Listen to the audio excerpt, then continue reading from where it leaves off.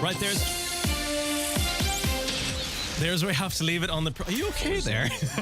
Because you have... Everything's following on. That's the 9 o'clock. Oh, sure, look, I hadn't time for a song. Anyway, messed it all up. Ended on a high, as they say. Right, there's where we have to leave it on the programme today. Have yourself a great weekend. Have yourself a great Friday as well, whatever you get up to. You're not going to accept your technical issues here. Well, I didn't have the Impossible Formula One story. You should have checked it. I've left that. I've come around here now this last 2 or 3 minutes. Right. So okay. it's not. Anyway, it's say on your hands. goodbyes for the weekend. Sorry, yes. Go ahead. Okay. Have yourself a great weekend and a good Friday as well. I'll talk to you again real soon. And I'm handing you over to Greg Hughes. Thanks very much, Kevin. Well done. You started me in chaos, but you know what? We'll be all right. It's 9 o'clock. Our Friday panel is assembling. But first, let's get a news update. It's over to Michaela Clark. Thanks, Greg. Good morning. The Health Minister is to visit Letterkenny University Hospital next week. Minister Stephen Donnelly is expected to meet with GP representatives, hospital staff representatives and hospital management on Friday. It's on the back of concerns raised by Donegal GPs and hospital consultants over patient safety in the emergency department. A previous meeting with Minister Donnelly was deferred by the doctors who had written to him as they requested an on-site visit by the Minister to see firsthand the issues at the hospital.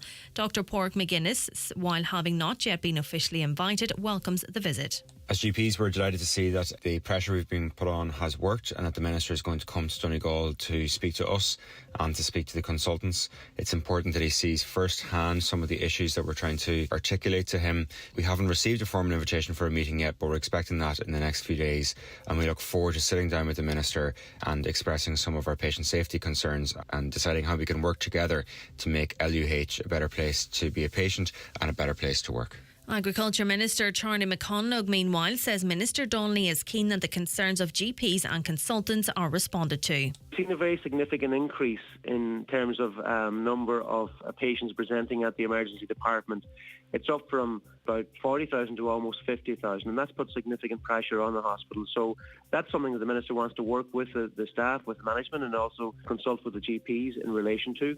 Donegal County Council's Housing SPC has been told that the authority is open to the use of modular homes, particularly ones with a long-term guarantee.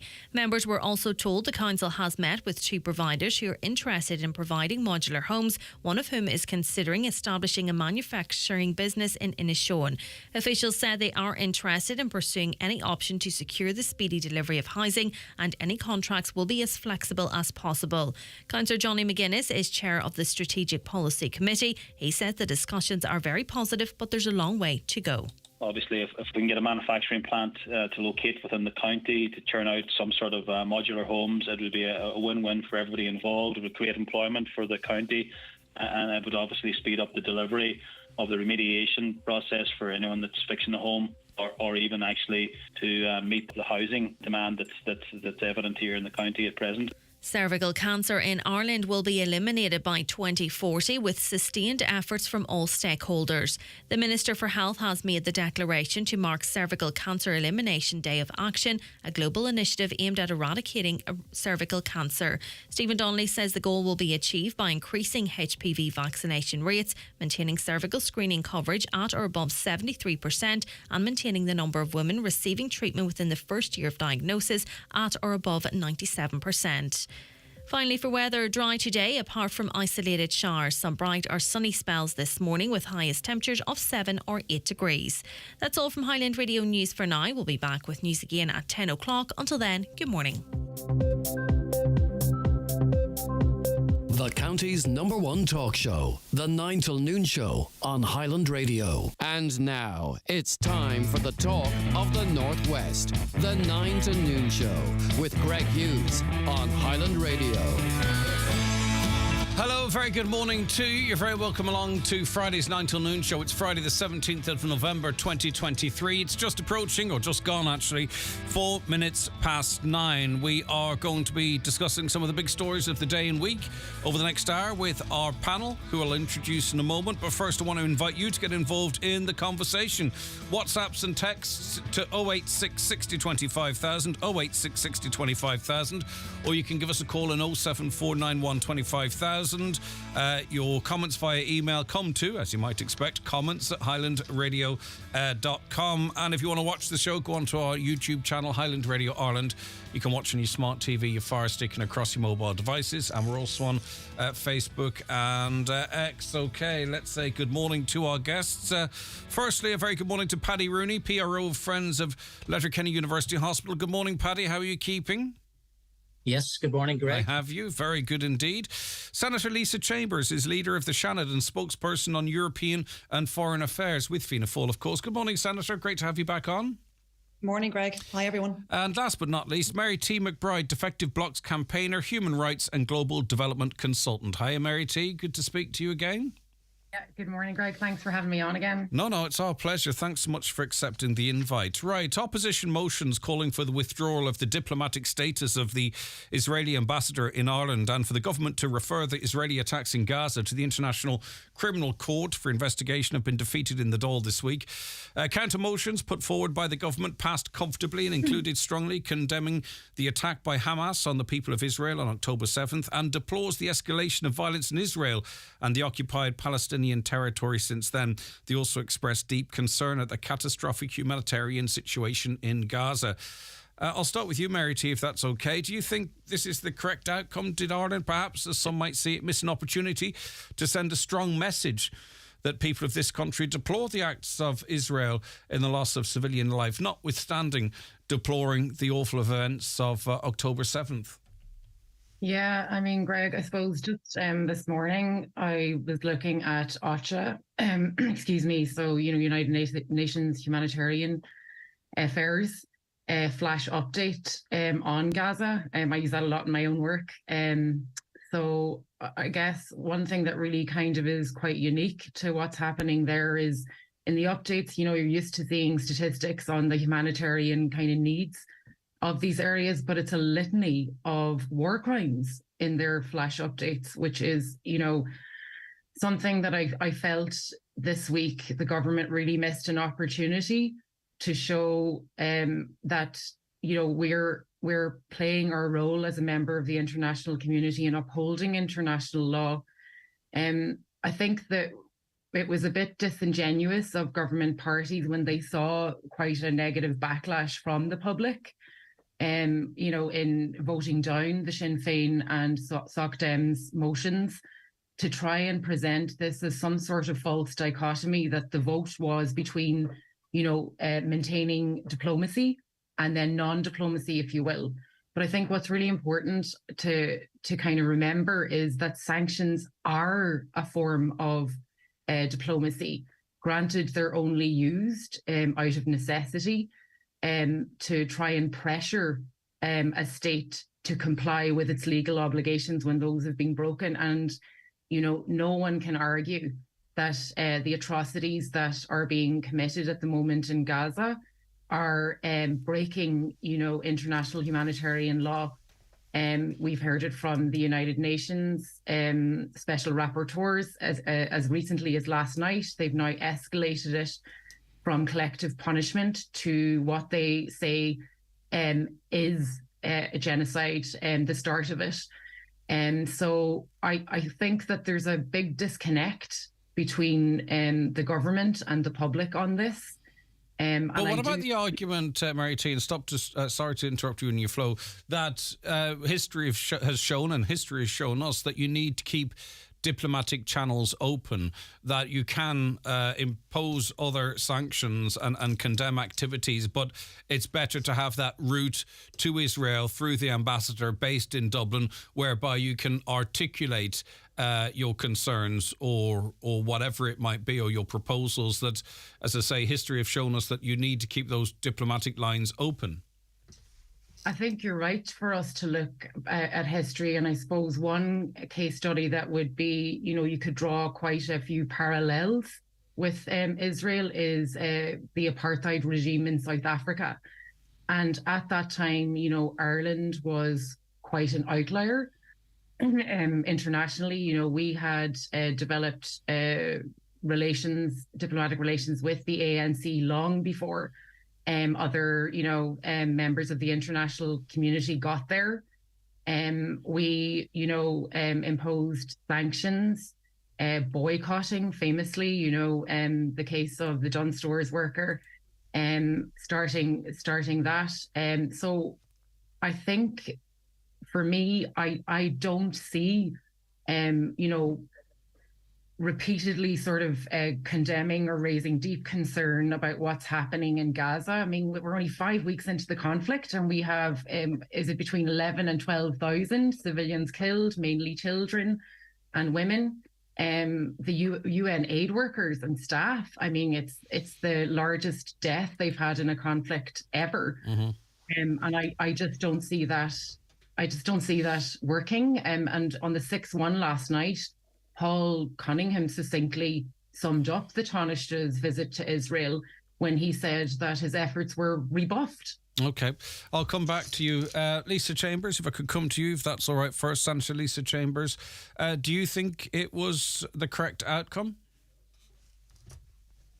You're muted, Lisa. I beg your pardon, sorry.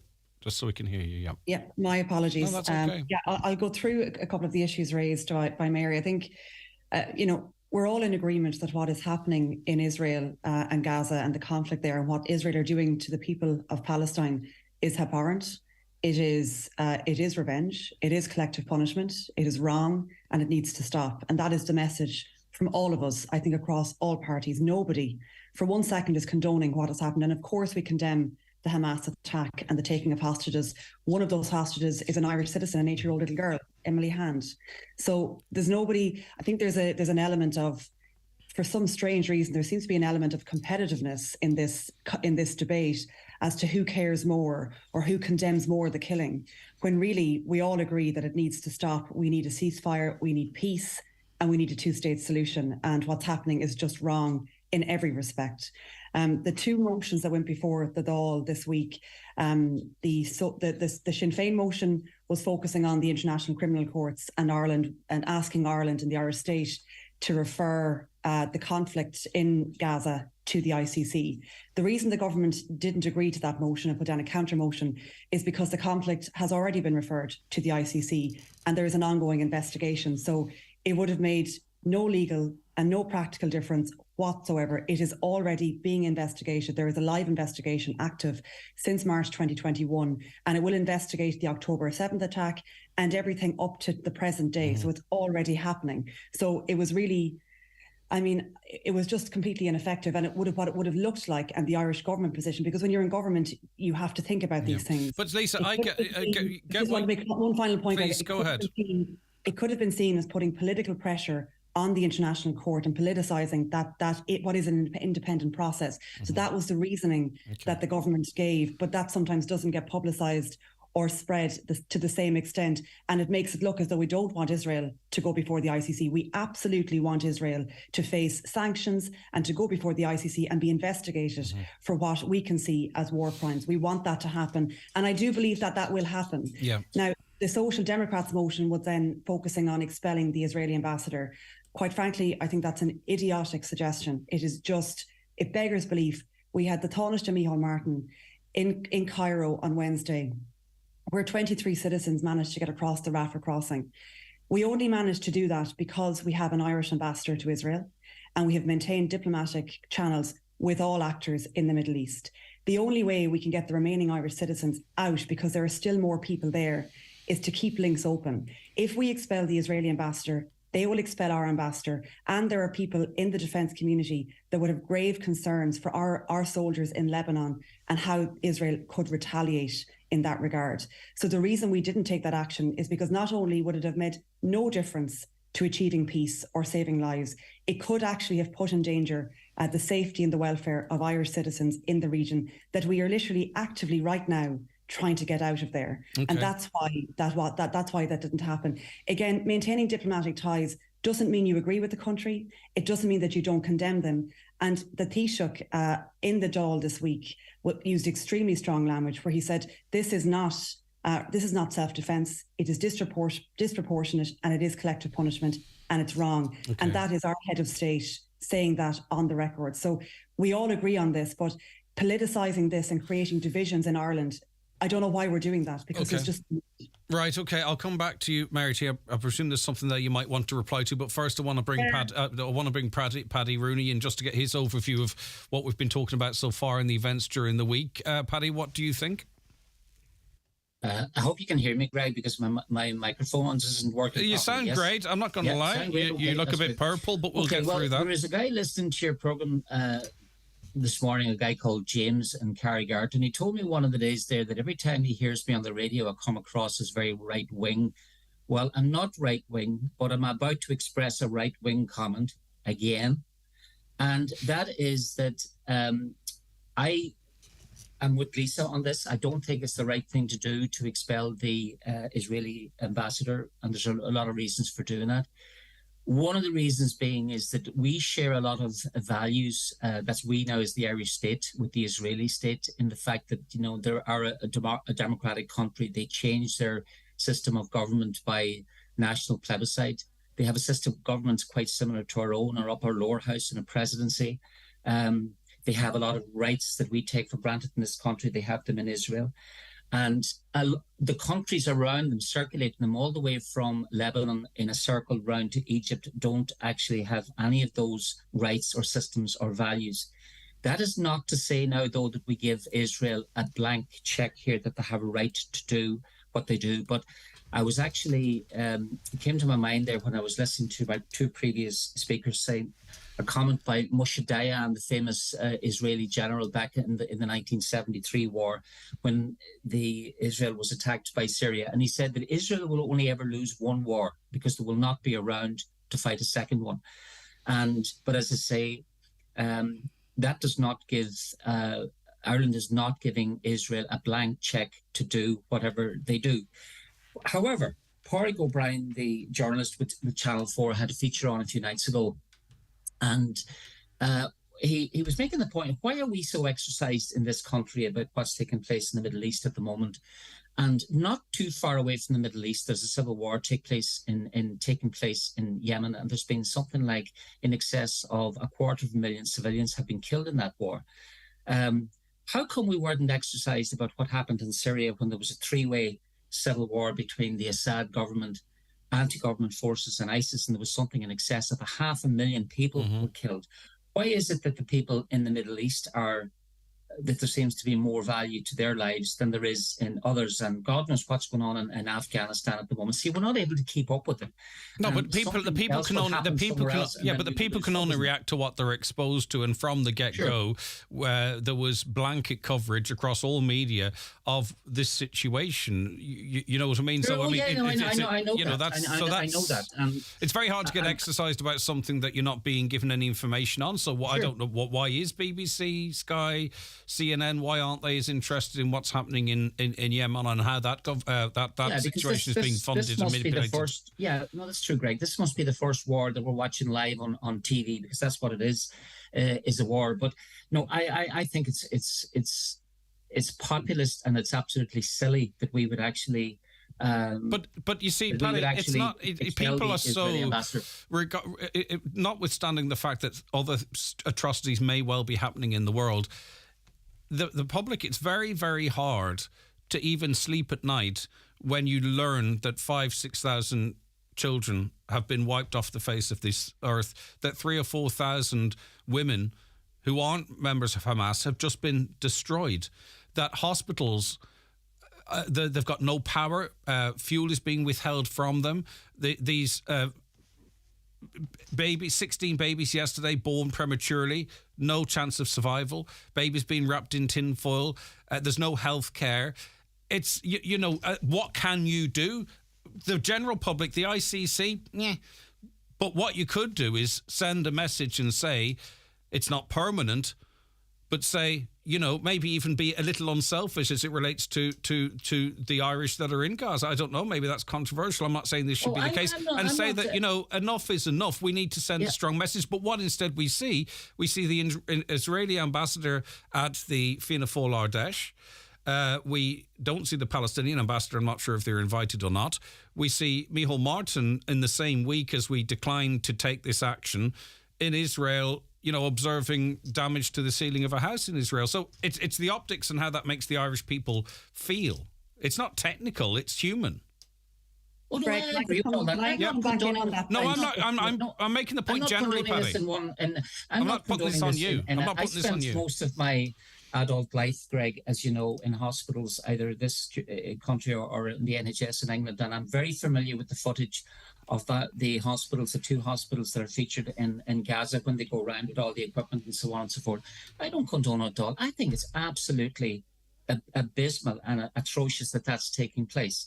However, what I'm saying is that I don't think it's the right thing to do for us to expel the. And that's the only point I was making. I know you don't condone anything. It was only to the point that we don't. The scenario I was outlining was all leading to the only possibly one thing we could do. So I know your history in healthcare is very, very strong. I agree with all that, and I support this country cannot give Israel a blank check to do whatever they like, because there is a line somewhere, and this is probably crossed at the moment, where this has gone now from defence to retaliation and to revenge. And I accept the fact that Israel should be taken to book and taken into account for this. Absolutely. Okay, Lisa, come Greg, back in there, please. Yeah, just you made a couple of points around the Fianna Fáil Ordech and the Taoiseach's visit to Israel. It's been a long-standing tradition for our party conference, which is this isn't a big get-together or a party, it's a policy conference. We invite every member of the diplomatic corps and always have done. Okay. And yes, the Palestinian ambassador was there, so we weren't going to create a diplomatic incident and snub the Israeli ambassador. But importantly, she sat there and she listened to the Taoiseach deliver a very strong message that we do not condone what Israel is doing and we want it to stop. And that's what diplomacy is delivering your message to those you don't disagree with or that you don't agree with. In terms of his visit to Israel, when he was in Cairo to get those 23 people across the Rafah crossing, instead of posing for photo shoots, which lots of politicians might have done, he went straight into a car and he drove for more meetings in Israel. And as was reported, they were extremely tense. But he didn't flinch and he held his own and he represented our country. And then he was heading to the West Bank straight afterwards to meet the Palestinian Authority. So as I said, he was meeting and talking to everyone because we are still trying to get people out. And you talked about optics, Greg. I think the Taoiseach has shown himself as a politician to be less concerned with optics and more concerned with getting stuff done and actually doing his job. Right. Whereas I think some politicians tend to look at the optics and try to create certain optics that are not real and are not true as to what's actually happening. Okay, Mary, do you want to come back there now? I know you've been waiting. Yeah, I just want to come back on 2 things, I suppose.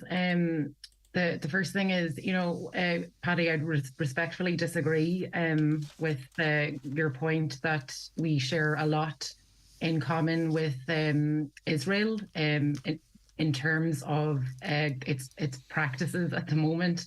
I think as an illegal occupying force, Irish people, do feel an affinity in this conflict, but it would be with the Palestinians on the whole, and you can see that with every weekend for the last 5 weeks, across all from our major cities to our small towns across Ireland, people are showing up in their hundreds or thousands in cities to display that solidarity. And I just want to say, I don't think that's going away anytime soon, nor should it. And also, a system which has been described as apartheid by the United Nations Special Procedures. That would be another reason I don't feel that there are similarities between our political system and Israel's. They're quite different. Israel, in that sense, is not a normal democratic state.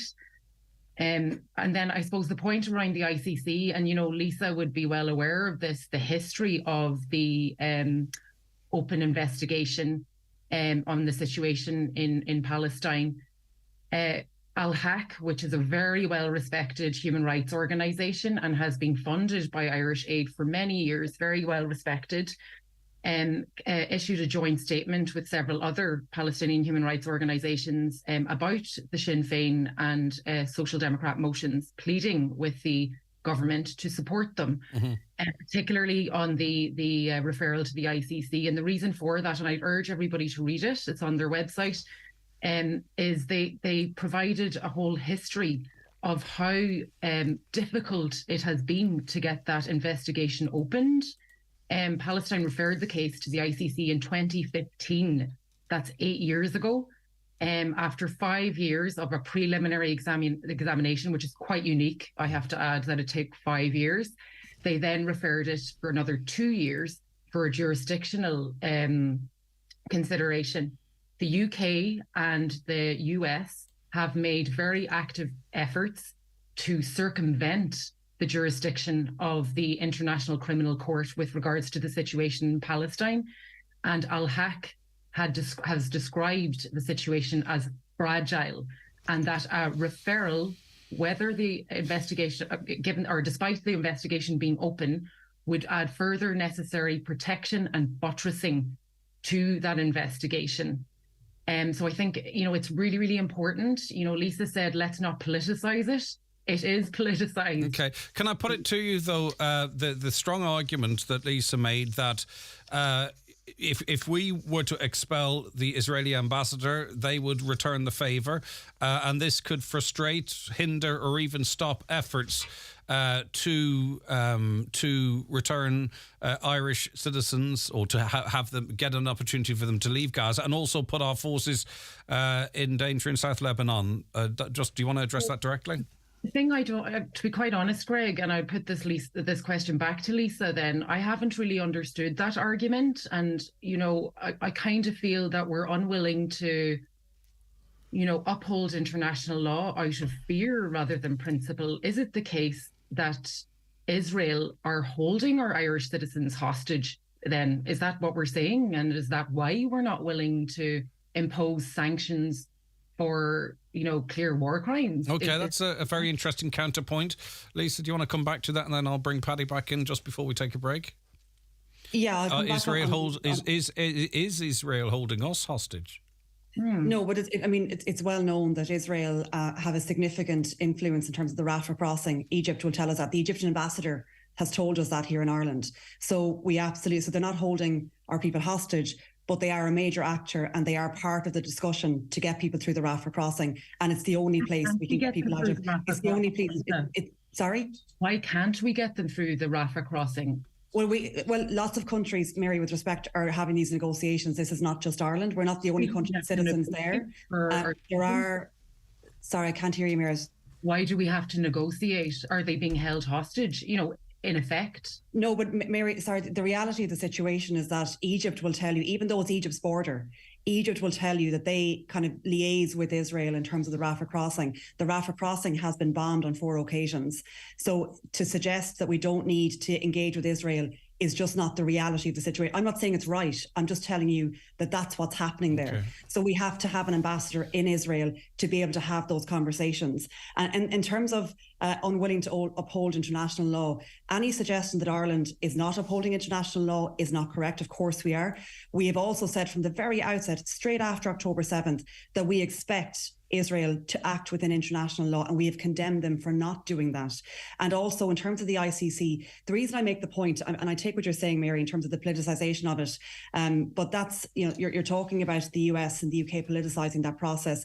We don't want to politicise that process, and we have to act in the interest of our own state. Mm-hmm. It's just a fact that investigation is, I appreciate it took a long time to open, but it was opened in March 2021, and it's active now and will investigate these matters. Okay. But the suggestion from the motion was that Israel hadn't been referred to the ICC, the conflict hadn't been referred. And there was an element of, I think, attempting to blur the situation and somehow suggest that we didn't want Israel's actions to be investigated by the ICC. And I just wanted to put on the record that it is being investigated and we want it investigated. Okay. All right, Paddy Rooney, last word before the break, please. You see, the sad thing about all of this, Greg, I suppose, is that this war did not start on the 7th of October this year. It's been going on for a very, very long time. And the solution at the time, I suppose, after the Second World War, because there were so many displaced Jews, particularly in Europe, that the State of Israel was set up, and that the seeds of destruction, I suppose, and rancor was sown at the time because there were so many people, something I think around the tune of 350,000 people were displaced against their will to allow that state to go on. And Mary Therese makes the point very well indeed that while I said about we share a lot of values, well, let's say then that they are nearer to the Israeli state than they are a lot of the states around them. But this isn't going to be the end of it. There's going to be a lot of more people killed here because Israel seems to have very strong friends throughout the world. America seems to be one of them. The European Union seems to be the other. And those allies seem to be deaf and blind to what's taken place in the in Palestine at the moment. And this is going to run to some form of a conclusion, but it is not going to be the end of it, because what Israel is doing is that they're radicalizing the people in Palestine, and I suspect all of the Muslim countries around them, near and afar as well. And I think there's probably much more trouble coming down the track here next year, 5 years, 10 years, 50 years. And potentially, I would say, not just in the Middle East either. No, absolutely not. And the problem you see is that there's a lot of, Muslims and people of the Islamic faith from the Middle East that have been displaced mostly to Europe or whatever, and they may be bringing a lot of anger and angst with them. And if they want to strike back at Israel, it may well not be on Israeli soil that they're going to do it. So, the quicker that people try and calm this and get this under control, I think the better for not alone the people in Gaza, but also the people throughout the wider world, I suspect. All right, thanks so much for that. You just heard the voice there of Paddy Rooney, PRO of Friends of Letterkenny University Hospital, Senator Lisa Chambers, and we also have Mary T. McBride, who's a Defective Blocks campaigner and human rights and global development consultant. Back with more shortly. Brought to you by Letterkenny Credit Union, offering low-rate car loans with fast approval. Apply online at letterkennycu.ie or in office today. New TB rules would curtail the cattle trade. In this week's Irish Farmers Journal, find out what new rules the department is proposing to stem the spread of TB. Reweighting makes it back into EU nature restoration law. British blue tongue case sparks import ban. Straw imports surge to counter Irish shortage. County councils told to ramp up farm inspections. Everything retiring farmers need to know about the Fair Deal scheme, plus your comprehensive guide to next week's Dairy Day. All inside this week's Irish Farmers Journal, on sale now. We're turning Black Friday red in the Virgin Media Playhouse. Get 1 gig superfast reliable broadband for just €45 a month for 12 months with no activation fee. And when you add TV for €15 a month, an Xbox Series S is your Red Friday gift. Get your play underway with 1 gig broadband and TV for €60 a month. Switch in store or at virginmedia.ie. Virgin Media. It's playtime. Subject to location and availability. Terms and conditions apply. See virginmedia.ie. Offer ends the 29th of November 2023. Brian McCormick Sports and Leisure, supporting you with the right footwear. Suffering from joint pain, shin splints or foot injuries, we can help you with our range of footwear and experience. We select the best options from all the major brands: Brooks, Asics, New Balance, Hoka and On Footwear. Step into our safe size experience. We will update your gait analysis, measure your feet and recommend what will support your body and joints. Brian McCormick Sports and Leisure, Main Street, Letterkenny. Christmas Club now open. Spoil someone with a beautiful fragrance this Christmas from McGee's Chemist Letterkenny. Choose by designer, budget or celebrity. Top names like Clarins, Burberry, Gucci and Dolce & Gabbana. Also great prices on Calvin Klein, Flower Bomb and so many more. The best fragrant gift sets available this year can also be found in McGee's Chemist, Main Street, Letterkenny and online at mcgees.ie. McGee's, where the best costs less.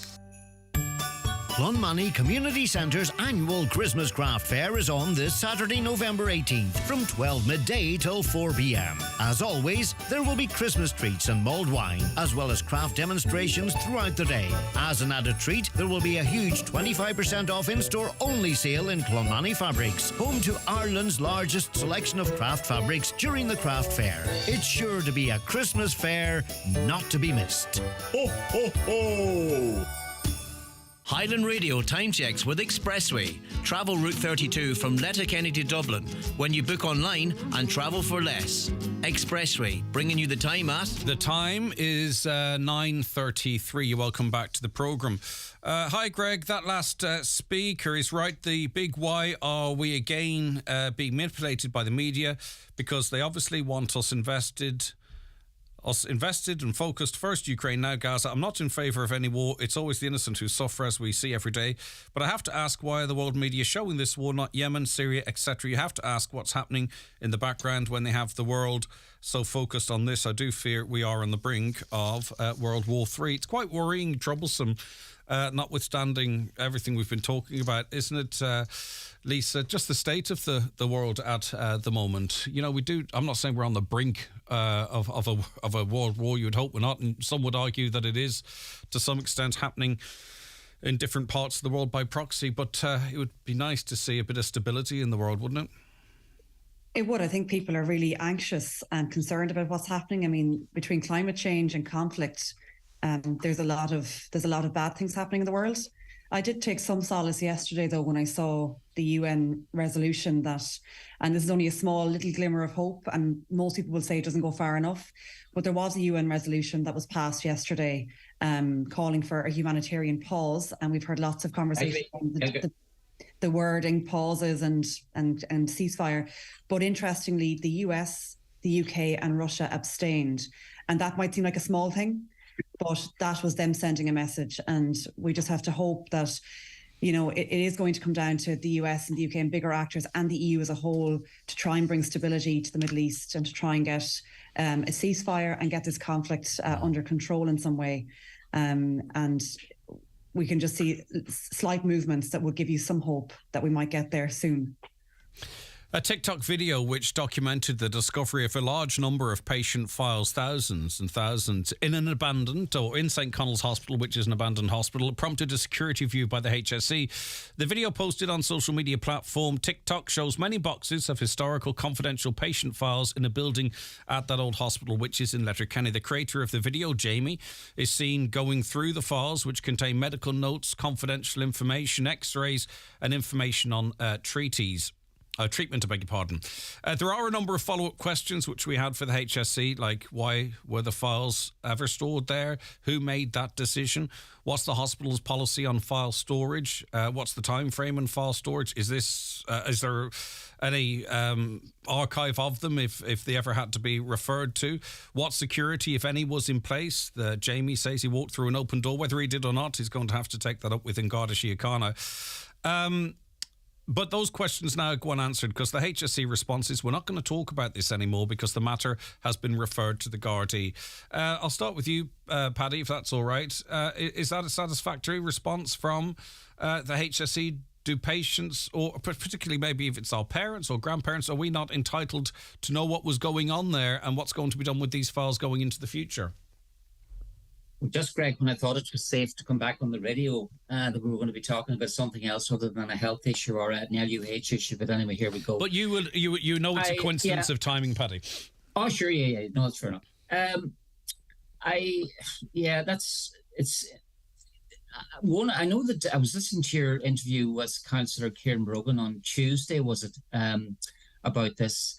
And one of the things that's going around was that some of the charts that had been damaged in the flood in July 2013, that this was them. Well, I can categorically state anyway that there was something like about 20,000 medical files that were damaged in that flood, but because it was contaminated water, there was a licensed, approved company came in externally, took all those charts away and dried them and digitized them, and then they were destroyed, right? And the hospital, in conjunction with the national policy on the retention and destruction of medical files or whatever, those charts were all destroyed. So they are not charts associated with flood. I can say that. The second thing is that I'm not on TikTok, so I haven't seen that video. The only thing I've seen is the 3 still photographs of it, and I'm actually gobsmacked, if that's the word, that guy that was on your program was able to walk in there, because that building, not alone is the windows all around that building bricked or boarded up, but they're actually blocked up. You'd need a jackhammer to get into it. And from what I remember of that building, there's a big heavy door and a bolt. It's easier to get into a prison than it is to And there's a cage around that door as well. I'm gobsmacked that, because there's only a very small number of people who have access to that building, and the fact that they would walk away. This guy that was on your program said that he walked into it. Well, the only way he could have walked into it is that staff that were there walked away without locking it up. And I would but let's just put that to one side, because that is, I believe the PSNI have spoken to him, and that is he's going to have to face the consequences there. He's not protected by any whistleblower, sure. But that being said, what did happen, for right or wrong, and it wasn't us that published it, it's gone viral. Boxes of boxes, room after room of these files. what is the policy in terms of the retention of this data? Well, there is a national policy. It's not the hospital. It's not a policy just relevant to LUH. There is a policy in relation to the retention and the destruction of medical records. Medical records are not don't have to be kept forever. There is a policy in place around, so many years after. I think it's about 7 years after somebody is deceased, the organisation that's a holder of that record. But in relation to the cervical check scandal and other things, there's 30 years that some of them have to be retained. I was just about to go on to that. There is exceptions to that rule. We say, for instance, pregnant women who received anti-D medication during pregnancy, people who have organ transplant, people who have HIV, and all of that. There's a whole load of exceptions to it. I don't know. There was no records stored in that building in my time. I don't know how they got there, because there is a medical records depot right bang in the middle of the hospital, and there's something like 500,000 active files stored there. And very few people within the hospital have direct access to that. It's only approved people, and the doors aren't even locked. It's an electronic access to it. I don't know what these files are. The wee bit that I've seen anyway is that the X-ray films. Now, the hospital hasn't been using X-ray films in at least the last 20 years because it was one of the first hospitals in the country to have. But I did just in terms of because the HSE described these as historic. I did see one of the documents which you didn't, which has the name of a consultant on it who actually moved to this country relatively recently. When I say relatively recently, not in the 1930s or the 40s. He's now currently operating in Sligo University Hospital. So suggest these is 1920s, 30s, 40s. I'm not saying they're not there, but there are contemporary files in there. I'm gobsmacked, to tell you the truth, that if it is, and I accept what you say here, that the files are as that recent that they would be in that particular building. I don't know why they're there, or because I've seen the photograph and they don't seem to be stored in a very orderly manner. All respectful. So do you believe the HSE should not be hide behind, let me put it like that, this being a matter for the Gardaí, and answer the concerns of the public out there as to what's the future of these files, whose files are in there, why are they in there, what's the situation with GDPR? Well, I'm just a private member of the general public. Of course you are. Myself now, I don't think that's good enough. I mean, I can't understand why questions can't be answered if there's something that's been hidden here.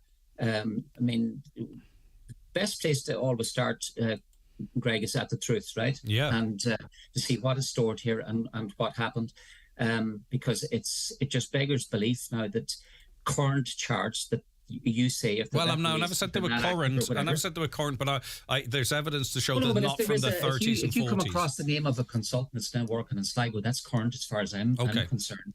And I'm afraid, I would like a bit more of an explanation. I have to say, I would like a bit more of an explanation around. It's not enough to say that the guards are involved, because leaving the role of the guard, it's right, by the way, that the Gardaí are involved, because somebody broke into that building and didn't have authorised access to that particular building, and that's just a separate matter. I think that the hospital itself should be able to explain about what is there and why it is there and how come that the place hadn't been secured. Mary Teresa? Yeah, no, I'd agree with Paddy there. I think, as you say, maybe it's unintentional, but it does seem that they're trying to use a police investigation to hide behind it. And my understanding is that the scope of the police investigation is specifically looking at the event of entry into, the building and into the room. So I wouldn't, I suppose, understand the logic then for not answering, questions publicly. I mean, I'm from Donegal, Paddy is too. It could be, our records, our family members' records. Or that could be affected there. And I can't think of any more sensitive or personal data than your medical records. I think, that the hospital definitely, if it wants to sort of address the confidence of the public, even just from that sort of standpoint, they should definitely, be open to answering questions and communicating quite quickly, I think. something about the incident and what's happening in terms of an investigation or that. Yeah, the most significant piece of information that has come to our attention since this happened is the information from Paddy Rooney from his experience in the hospital. That the flood damaged files were digitalised and then destroyed, because the presumption was that they must be those, because they're in such a poor condition, water damaged, they look to have been dumped in there. So that's very interesting. And briefly, Lisa Chambers, I know you're somewhat removed from this and it's kind of Donegal specific to some extent, but would you have any concerns that the HSE are refusing to answer the legitimate questions the public might have, even rather than saying, well, we can't talk about this now because there's a break-in being investigated? Yeah, there's probably a better balance that could be struck, and I'm only going, the information I have has come from Highland Radio's website, so I'm only going on what's reported. But I understand an element of, if there's a live investigation and somebody is being investigated for potentially a criminal action, that there's a limit to what can be shared in terms of information. However, I'm certain that they can probably share a bit more than what they're sharing, and the hospital have a job of work to do now, not just to make sure that the actions of that individual are investigated properly, but they're going to have to restore trust with the public in Donegal now, and patients and families that go to that hospital. And that needs to be, I would say, their priority, actually. And to do that, they should be a bit more forthcoming with any information that they can give that wouldn't jeopardise the investigation. And that's probably all I can say that might be of use. Yeah, no, it is very useful. Back with more after these. Watch the show live now on YouTube, Facebook and at highlandradio.com. The 9 till noon show with Letterkenny Credit Union. Simplify your debts with a debt consolidation loan from Letterkenny Credit Union. Call us on 074 910 2126 or apply online via our app or in office today. Me? Work out every day? No way. Sure, who has the time? Weight gain happens for many reasons in your 20s, but regular activity is one of the 4 habits that can help. Learn more at gov.ie/healthy weight, an initiative of the Government of Ireland. New TB rules would curtail the cattle trade. In this week's Irish Farmers Journal, find out what new rules the department is proposing to stem the spread of TB. Reweighting makes it back into EU nature restoration law. British blue tongue case sparks import ban. Straw imports surge to counter Irish shortage. County councils told to ramp up farm inspections. Everything retiring farmers need to know about the Fair Deal scheme, plus your comprehensive guide to next week's Dairy Day. All inside this week's Irish Farmers Journal, on sale now. Starting this Sunday, McElhenny's are open 1:30 to 6 p.m, giving you another day to shop your favourite brands. Join us this Sunday, 19th of November from 5 p.m, as we officially launch Christmas with lots of family fun and entertainment, and be enchanted by the unveiling of our award-winning Christmas windows at McElhenny's department store. The Department of Social Protection is working to improve disability payments in Ireland. There is currently a consultation on how these payments might work better in the future. We want to hear your views on how the system might be improved. To find out more, please visit gov.ie/disability payments reform. A Government of Ireland initiative brought to you by the Department of Social Protection. Hi, Kate Appleby here. Just wanted to let you all know my exciting new autumn shoe collection is available nationwide in all good shoe stores. kateappleby.com. Hope you enjoy my shoes. On Friday, December the 1st, join us at the Silver Tassie Hotel, Letterkenny, for the famous Northwest Breast Cancer Ball. It's a dazzling dinner dance not to be missed, and an opportunity for the community to come together and celebrate breast cancer Northwest and support the tremendous work being done. Our special guest is Virgin Media's Ciara Doherty. Tickets priced €50 are available at the Silver Tassie, Letterkenny. Drinks reception and fine dining and dancing. Dress to impress, and let the festivities begin. With the TFI Go app from Transport for Ireland, paying your bus fare couldn't be easier. Simply buy your ticket on the app, tap to activate, show it to your driver and go. Fares are up to 30% cheaper than cash, and you can save your payment details and favourite journeys for easy future purchases. Download the TFI Go app today and use on participating TFI services, including Bus Éireann, TFI Local Link and Go Ahead Ireland Commuter, as well as participating commercial bus services. Visit transportforireland.ie for terms, conditions and more. The conversation continues in Ireland of whether or not we should introduce assisted dying in this country. Fergal Toomey of the Royal College of Physicians of Ireland, a consultant in palliative medicine, pointed to a major progress which has been made in promoting high-quality care at the end of life across the spectrum of healthcare provision in Ireland. He told the Joint Committee on Assisted Dying last month, I believe it was, that legalising assisted suicide risks a shift away from the funding, development and delivery of new and existing palliative care services and potentially reducing research. Now, yesterday, we heard from Clancy and people like him who was on the programme. He's got MS. He's currently happy, but intends to end his life when he loses his independence. He's got the backing of his 4 daughters in relation to that. So he says he's going to travel to do it. Should Irish citizens have to travel abroad to fulfil their wishes in this regard, Mary T?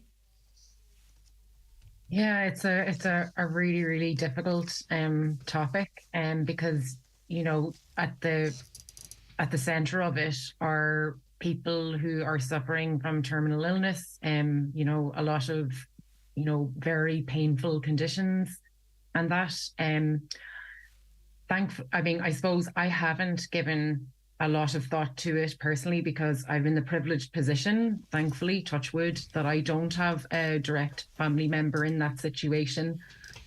However, I suppose the only thing I would say is, in principle, I don't have anything against the idea of having medical assistance in dying at the end of life. And as I understand it, it would be highly regulated and limited to very specific circumstances. One thing I would say is that I'd be quite concerned if the debate kind of moves away from a very medical and scientific kind of approach to, as we've seen with, reproductive rights of women in this country, that can very easily happen. And yeah, I suppose, yeah, I do think that the option needs to be made available in this country, for people, who want, to... Yeah, it's an interesting one, because I sat listening to him and I didn't really have anything to say, nor did I feel I had a right to say anything, because it's his life and his experience. Paddy Rooney, have you a view on this? Well, I'm not a big fan, Greg, of an authoritarian state telling people what to do, but I do accept the role that the state have a role in trying to regulate society and so on and so forth. Now, I used to work as a nurse in 2 disciplines in 2 jurisdictions, and the whole principle about assisted dying would be completely anathema to nursing, because the conversation then sort of creeps into things like euthanasia and eugenics and all that very negative, horrible stuff. However, could you imagine exercises that you're taking for granted there as you sit on your seat, that the fact that you're able to breathe unassisted, Greg, that you're able to cough, could you imagine sputum in your trachea and you couldn't cough it, or with saliva in your mouth and you can't swallow, that you have a simple pain like an itch in your arm and you can't scratch it, and that you're in pain, right? Now, there are many people living in this unfortunate nightmare, and that they're it's all going to have a very negative outcome. I think that I, in principle, would be in favour of it, but with very, very strict criteria. And I suppose the big thing is that it would be the patient's choice only, not a doctor, not the state, not the family or whatever, and not anybody who wasn't in a position to How do we prevent people going, I don't want to be a burden on my family or society? You already hear that already. And then this being, have you considered this? Do you know what I mean? No, how do we make sure that doesn't happen? You see, what the strict criteria, for instance, would be something around the fact that you would have to have some kind of a triple lock system in place. Yeah. One, for instance, would be an examination by a consultant physician to verify that a person meets the criteria, whatever that is. Secondly, that there would be a review done, I would say, let's say in principle, by somebody like a consultant psychiatrist, to be able to say that a person is in a position to make a rational decision here. And secondly, and thirdly, then that there would be something like a solicitor would have a look at it. Something similar, we'll say, for instance, that we have in the state at the moment, where people who are detained against their will in approved mental health units and then that they have a right to have a tribunal and a solicitor advocates on their behalf. Something like that. I mean, I would set the bar very, very high for it. I mean, it's a bit, here we go again about, we have a long history in this country about women going outside the jurisdiction of the state to have termination of pregnancies, and we didn't have that. Whether it's, not getting into the argument of whether it's right or wrong. So it's okay then, it's not okay, but people then have to go to Switzerland or they have to go to Holland to avail of this service. I mean, I'm open to it in principle. Okay, then. But with the bar sets very, very high in relation to access in it. And Lisa Chambers, sorry, just a minute to you on this one, if that's okay. Yeah, and I think I would have grave concerns around elder abuse and the word you used there, Greg, burden, because doing constituency work, I can see the challenges, and just older people tend to want to look after those coming after them. But just to say, in the context of this, France is also deep in a debate on this. They're having their version of a citizens' assembly. Portugal have had the president veto it twice, where the parliament are kind of saying they want to decriminalise it. And we have 5 countries currently in Europe, Belgium, the Netherlands, Luxembourg, Germany and Spain, that do allow it, and Austria, Finland and Norway that are kind of passive to it and allow you to refuse hydration and artificial feeding. So it's an ongoing debate across the way. But I, as somebody that would be considered fairly liberal, I think, in terms of the current politics in Ireland, I just don't know how you put the safeguards in place that we would need to see in place. I just don't know if you can do that, notwithstanding the really difficult cases that we'd like to be able to look after as well. Okay, Lisa Chambers, thanks so much for your time this morning. I really do appreciate it. Have a wonderful weekend. Thanks, Greg. Bye-bye. Take care of yourself. Paddy Rooney, as always, a pleasure to have you on the show. Hopefully next time, maybe there won't be a big medical story in the week that you're scheduled to be on. Take care of yourself, Paddy. We do appreciate your insight, actually. And last but certainly not least, Mary Theresa McBride, thank you so much for joining us. Have a lovely weekend. You too, I really Greg. enjoyed your input today. Thank you so much. Okay, back with the weather shortly. The 9 till noon show is brought to you by Letterkenny Credit Union. Digital loans now available. Apply online or via our app today and get your loan transferred directly to your current account. Adult Safeguarding Day takes place this month. Safeguarding involves keeping ourselves free from harm and protecting our rights. This includes all adults planning ahead to reduce the risk of adult abuse. Go-to actions that we can all take to plan ahead are to make an enduring power of attorney, designate a health representative, and choose who can assist with decisions. From Safeguarding Ireland, supported by the HSE. Get informed at safeguardingday.ie. Fídorach Kishan, Shaukodach, Píberach Dillin. O hív na haireachta de, cahan ma jargo jargid na rudi will tusa passion to fuha. Ma hacking the agricht la eirecht na heden, beide gemacht to calliche Jontus al from gushte takich the agricht the eirechte. Iritish oscultinish, heritage-council.ie/funding. Le takich on rein tehechte realtus outjulige eirechte. Stay warm for less this autumn with Homeland. 5-pack wood logs, buy 3 for €13. Hardwood log crate 450 kg, only €329. Nationwide delivery available. Shop in store or online at homeland.ie. Are you tired of how you feel?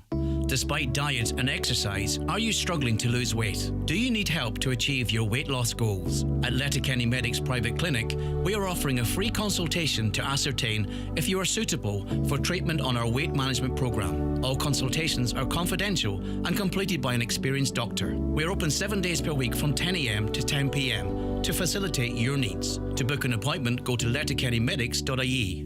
Letterkenny Medics. We listen if you want to talk. It's important to you to know where your food comes from. Isn't it just as important to know where your information comes from? It's not always easy to verify what you see, read, or hear. But now there's help. Visit www.bemediasmart.ie. Stop, think, check. Be Media Smart. Brought to you by Media Literacy Ireland, supported by your local radio station. Highland Radio weather updates brought to you by Grant. From condensing oil and HVO biofuel boilers to heat pumps and underfloor heating, you can trust Grant to heat your home. Visit grant.ie. Okay, dry today apart from isolated showers. Some brighter sunny spells this morning. Highest temperatures of 7 or 8 degrees. We're going to take a break for the news and obituary notices. When we return, we'll tell you how you could win a €50 fuel voucher for Kelly Centra at the Mountain Top in Letterkenny. The 9 till noon show with Letterkenny Credit Union, now offering mortgages from €40,000 to €600,000 with no hidden fees or transaction charges. Letterkenny Credit Union, 9102127. Leadership is about driving change. That's why we're pleased to introduce the first ever all-electric BMW i5. Seamlessly blending unmistakable BMW driving dynamics with instant electric performance and impressive range. While innovative technology connects to elevate every journey. Discover the joy of moving forward.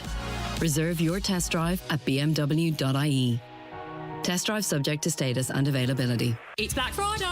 A little birdie told me Very have some fab deals. Oh yeah, like what? Like mega offers on big brands like Dyson and Calvin Klein. And massive deals on gifts for the kids and home. Wowza. The online store for fashion, home and more. Plus ways to pay that work your way. Very. Let's make it sparkle. Event ends 30th of November 2023. Donegal County Council would like to invite residents of the Donegal Town and Ballybofey Stranraer areas, members of the public and other interested parties to participate in the third public consultation for the Barnesmore Gap Greenway project. The project is currently in Phase 2 option selection, and the purpose of the consultation is to inform the public of and invite feedback on the emerging preferred route corridor that has been identified and is being considered. The public consultation will take place in Jackson's Hotel Ballybofey on Monday 20th of November and in the Abbey Hotel Donegal Town on Tuesday the 21st of November between 12 midday and 8 p.m. each day. Donegal County Council staff and their design consultants will be present on both days to listen to and to register your views. For additional project information, please visit the dedicated project website at barnesmoregapgreenway.ie or contact the Donegal National Roads Office on 074 9724500 or by email at design@dnrdo.ie.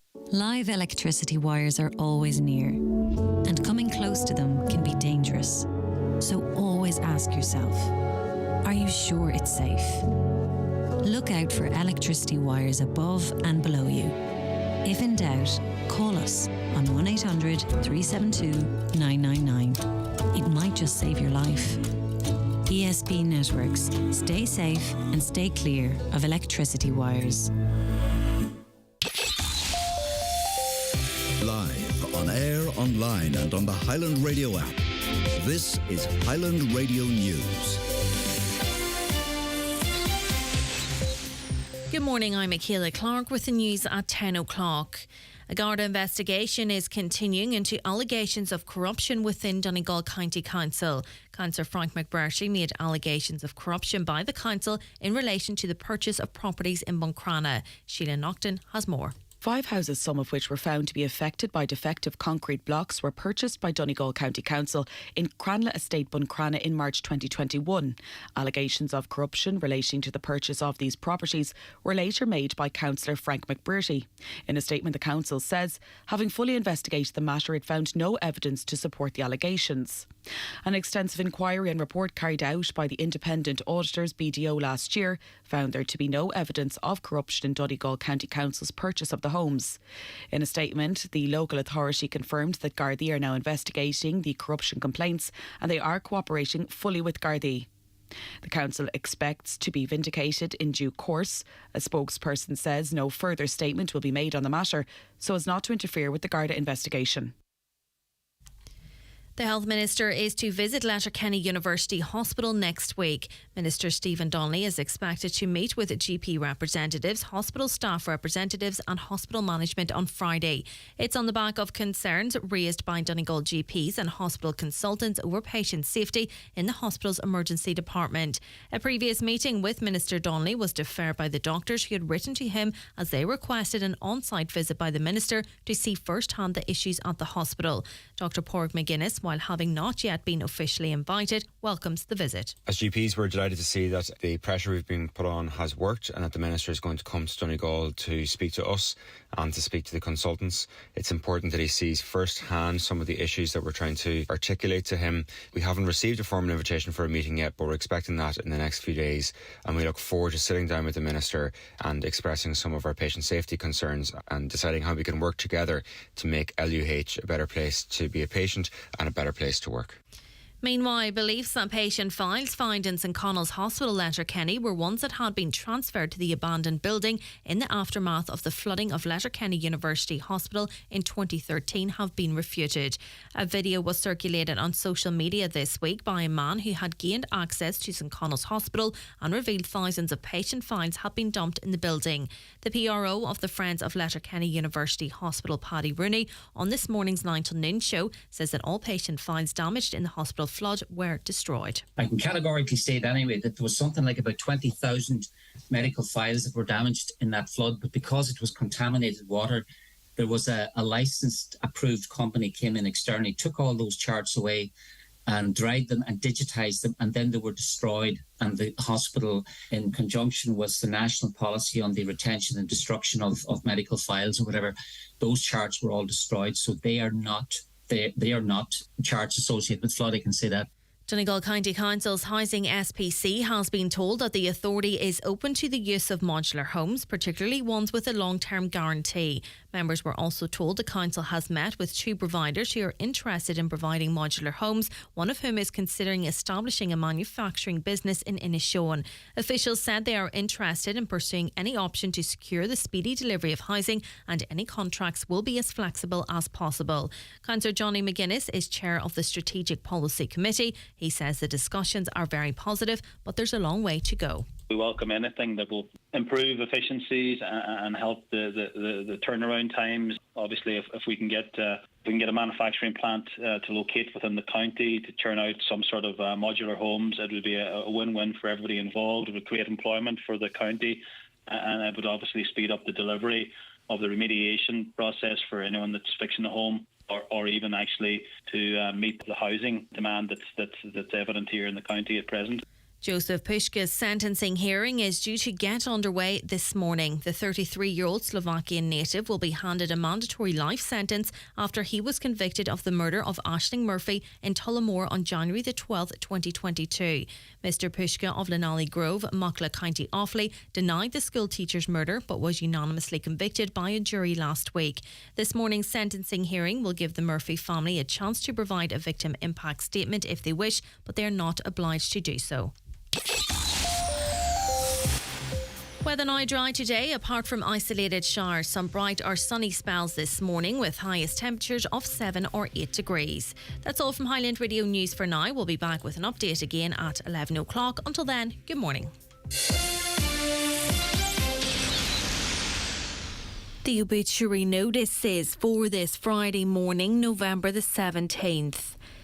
The death took place in Melbourne, Australia, of James McClenaghan, formerly BallymacArthur Greencastle.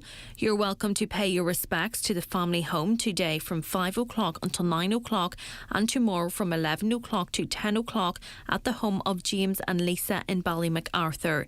Funeral Mass will take place on Sunday afternoon at 2 o'clock in St Mary's Church, Ballybrack, followed by burial of James's ashes in the family plot.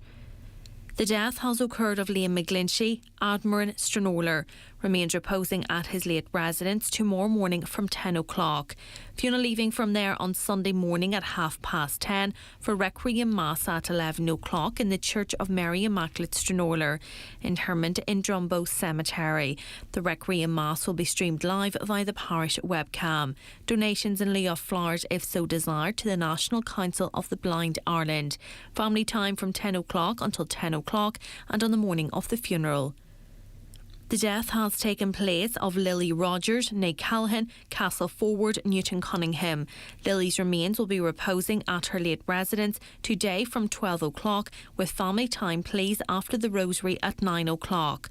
Funeral from there tomorrow morning at 11:30, going to All Saints Church, Newton Cunningham for 12 noon Requiem Mass, which can be viewed on churchservices.tv. Interment afterwards in the adjoining churchyard. Family time please on the morning of the funeral. Family flowers only please. Donations in lieu of flowers if desired to the Donegal Hospice and All Saints Chapel Fund, care of any family member. The death has taken place of Mary McNulty, Kilcausey, Kilcar, County Donegal. Her remains are reposing at her home.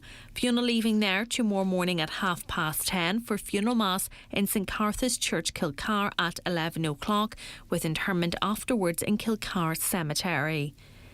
The death has occurred of John McCluskey, Grange, Inch Island and formerly Ross Downey Park Dairy, reposing at his home. Removal from there tomorrow afternoon at 1:15 to Our Lady of Lourdes Church, Inch Island for Requiem Mass at 2 o'clock, followed by interment in the adjoining graveyard. Requiem Mass can be viewed on YouTube Parish of Fawn. Family time please from 11 o'clock until 11 o'clock. The death has occurred of Robert Hegarty, Baylet, Inch Island. His remains are reposing at his home. Removal from there tomorrow morning at 10:15, going to Our Lady of Lourdes Church, Inch Island for Requiem Mass at 11 o'clock, followed by interment in the adjoining graveyard. Requiem Mass can be viewed on the Parish of Fawn YouTube channel. Family time please from 11 o'clock to 11 o'clock and on the morning of the funeral. Family flowers only please. Donations in lieu if desired to the Irish Heart Foundation, care of any family member or Murphy Funeral Directors. And the death has occurred of Sadie Russell, Navik Suvney, 8 Ballyduff Park, Lifford, formerly of Gidor. Sadie will repose at her late residence today from 11 o'clock until 10 o'clock. Funeral from her late residence tomorrow morning at 10:20, going to St Patrick's Church, Murlock for 11 o'clock Requiem Mass with burial afterwards in the adjoining cemetery. Family time please on the morning of the funeral. Funeral Mass can be viewed on clonleeparish.com. Family flowers only please. Donations in lieu if desired to Cancer Care West, Donegal Cancer Support Centre, care of any family member or Kelly's Funeral Directors. For family information and more details regarding wakes and funerals, please go to highlandradio.com.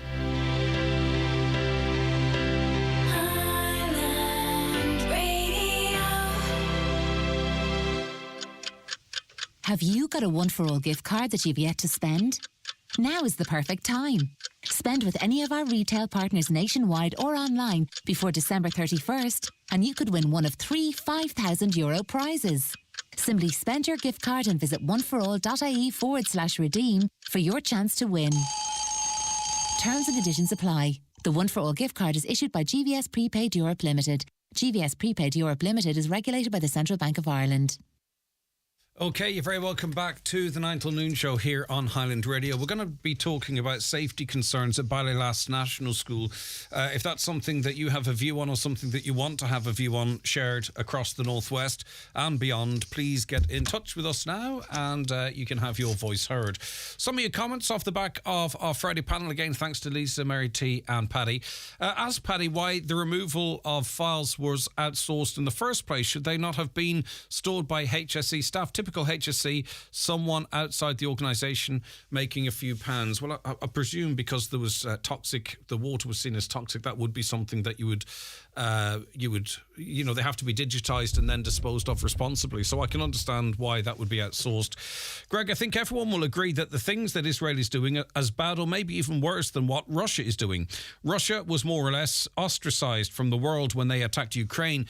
They were banned from all sporting competition, whereas Israel is still going on as normal. And on Wednesday evening, they were playing Switzerland in a Euro 24 qualifier. The worst case scenario for UEFA would be if Israel actually qualified for the tournament next summer. It does seem to be that there are double standards here when a country that could actually be committing war crimes is allowed to continue as normal just because the big and the powerful are on their side. And it is as simple as that. It would be very hard to argue otherwise to that point of view.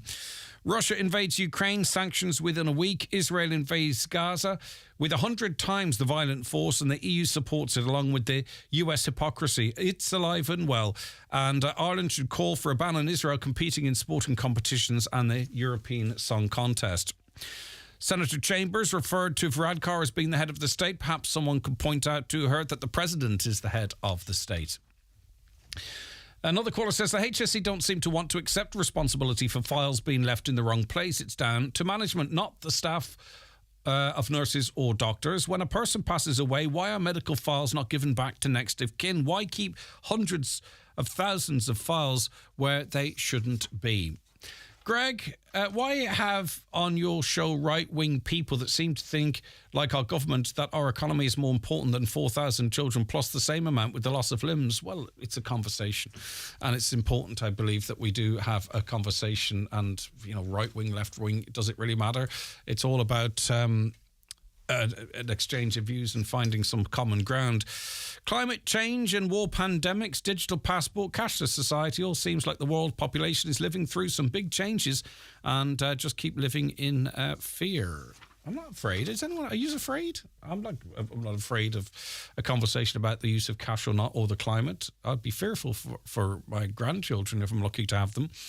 A question for the Fianna Fáil senators. The attendance of the Israeli ambassador at the Fianna Fáil Ardèche was strange amidst all the killings in Palestine, best described as genocide. Thanks. Lisa Chambers responded to that in saying, I don't think it was an Ardèche, but it was a conference that all ambassadors were invited, including the Palestinian ambassador who was there, she says. How can politicians and the press water down the murder of innocent people in Gaza by calling it collective punishment? Shame on politicians. They should know better with the history of oppression we have in Ireland over the years. Why did the British stick with the Jews in the middle of why did they stick the Jews in the middle of Muslims after the war? Common sense should surely have told them it would never work.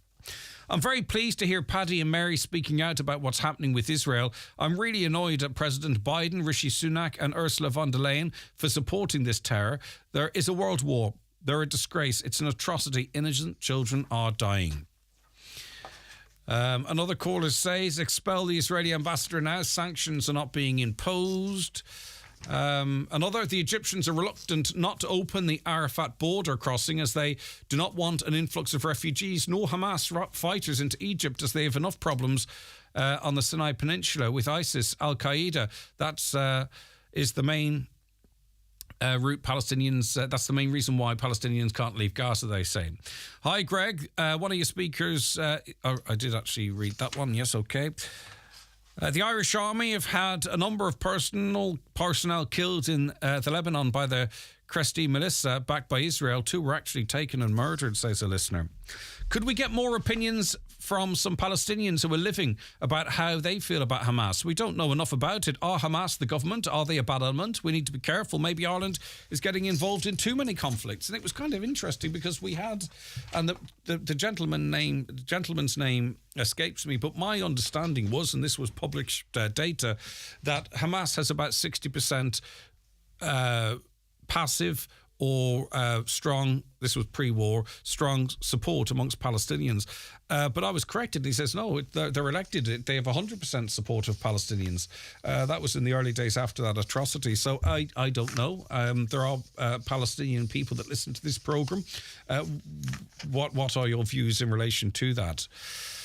Could you put some questions to Minister Donnelly about the hospital and why we have to go to Galway or Dublin? It's not fair for the people of Donegal to have to travel distances. Well, we are, of course. I presume you would know. He is due to visit later this month. We are going to seek an interview with him. And we shall be teasing all that out with him if he's good enough to accept that interview. And he did tell us that he would make himself available during an outside broadcast. I was in McElhenny's in Ballybofey, and we had him on the phone. We didn't have an awful long time with him because it was a Friday in the nature of the programme, but he said as soon as he's up here that he would speak to us. So let's hope that he stays true to that commitment. Israel being allowed to commit war crimes with impunity is proof that money and power that they hold is more important than the lives of innocent babies, children, men and women. Fianna Fáil and Fine Gael are standing idly by and talking the talk but not walking it as usual. Intel, etc. are Israeli companies. It's all about money. You can be anti-Israel, not anti-Jewish. Morning, Greg. I cannot believe what I'm hearing from your panel member. A war is not killing children. Full stop. Thank you. Greg, the dogs on the street know what's going on. It's all about kissing backside and keeping Israel sweet because they have the oil, America, Britain, France and Ireland. And on they go. I'm trying to give a good representation of the comments that are coming in and we've been really busy in that regard. I'll get to more of them as the show wears on. I just want to let you know that the Good and New Cancer Shop is open Monday to Thursday, 10 a.m. till 3 p.m. The bus to Galway continues on a daily basis. So feel free to call 074 91 13437. So the Good and New Cancer Shop, it remains open Monday to Thursday, 10 a.m. to 3 p.m, and it helps fund that really vital service, the Cancer Bus, which runs to Galway every single day. And also I've been asked to mention that Gardaí are viewing CCTV footage after a mountain bike was stolen from behind the Good and New charity shop in Letterkenny on Thursday. The suspect was spotted cycling the bike through the little car park and onto the Port Road. He's in his 40s and bald. If you see this man, the owner has asked that any information goes to Letterkenny Gardaí on 07491 67100. The county's #1 talk show, The 9 till Noon Show on Highland Radio.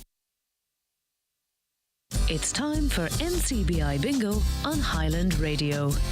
It's Friday the 17th of November. You're playing on the yellow sheet. The reference number is S10. It's game number 46. The numbers are 89, 77, 5, 25, 26, 67, 17, 6, 45, and finally 14. Phone your claim to 9104833 before 8 tonight, leaving your name, contact number and the name of the shop where you purchased your book, and we'll call you back the next working day. Get all your NCBI bingo information at highlandradio.com. MGC Derma will showcase at Tierney's Healthwise Buncrana this Friday 17th of November from 12 to 3 p.m. MGC are a specialist skincare brand suitable for all skin types, using advanced science and nature to heal and nourish even highly sensitive and troublesome skin. Santa Claus speaking. It's me, Santa, your trusty elf. I've got an urgent message from Cooney's Christmas shop.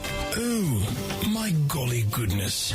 What's happening at Cooney's? Well, Santa, they've gone all out this year. Their Christmas decor is bigger and better than ever. Visit Cooney's Christmas shop, Letterkenny Retail Park, and feel the magic of Christmas. Santa approved.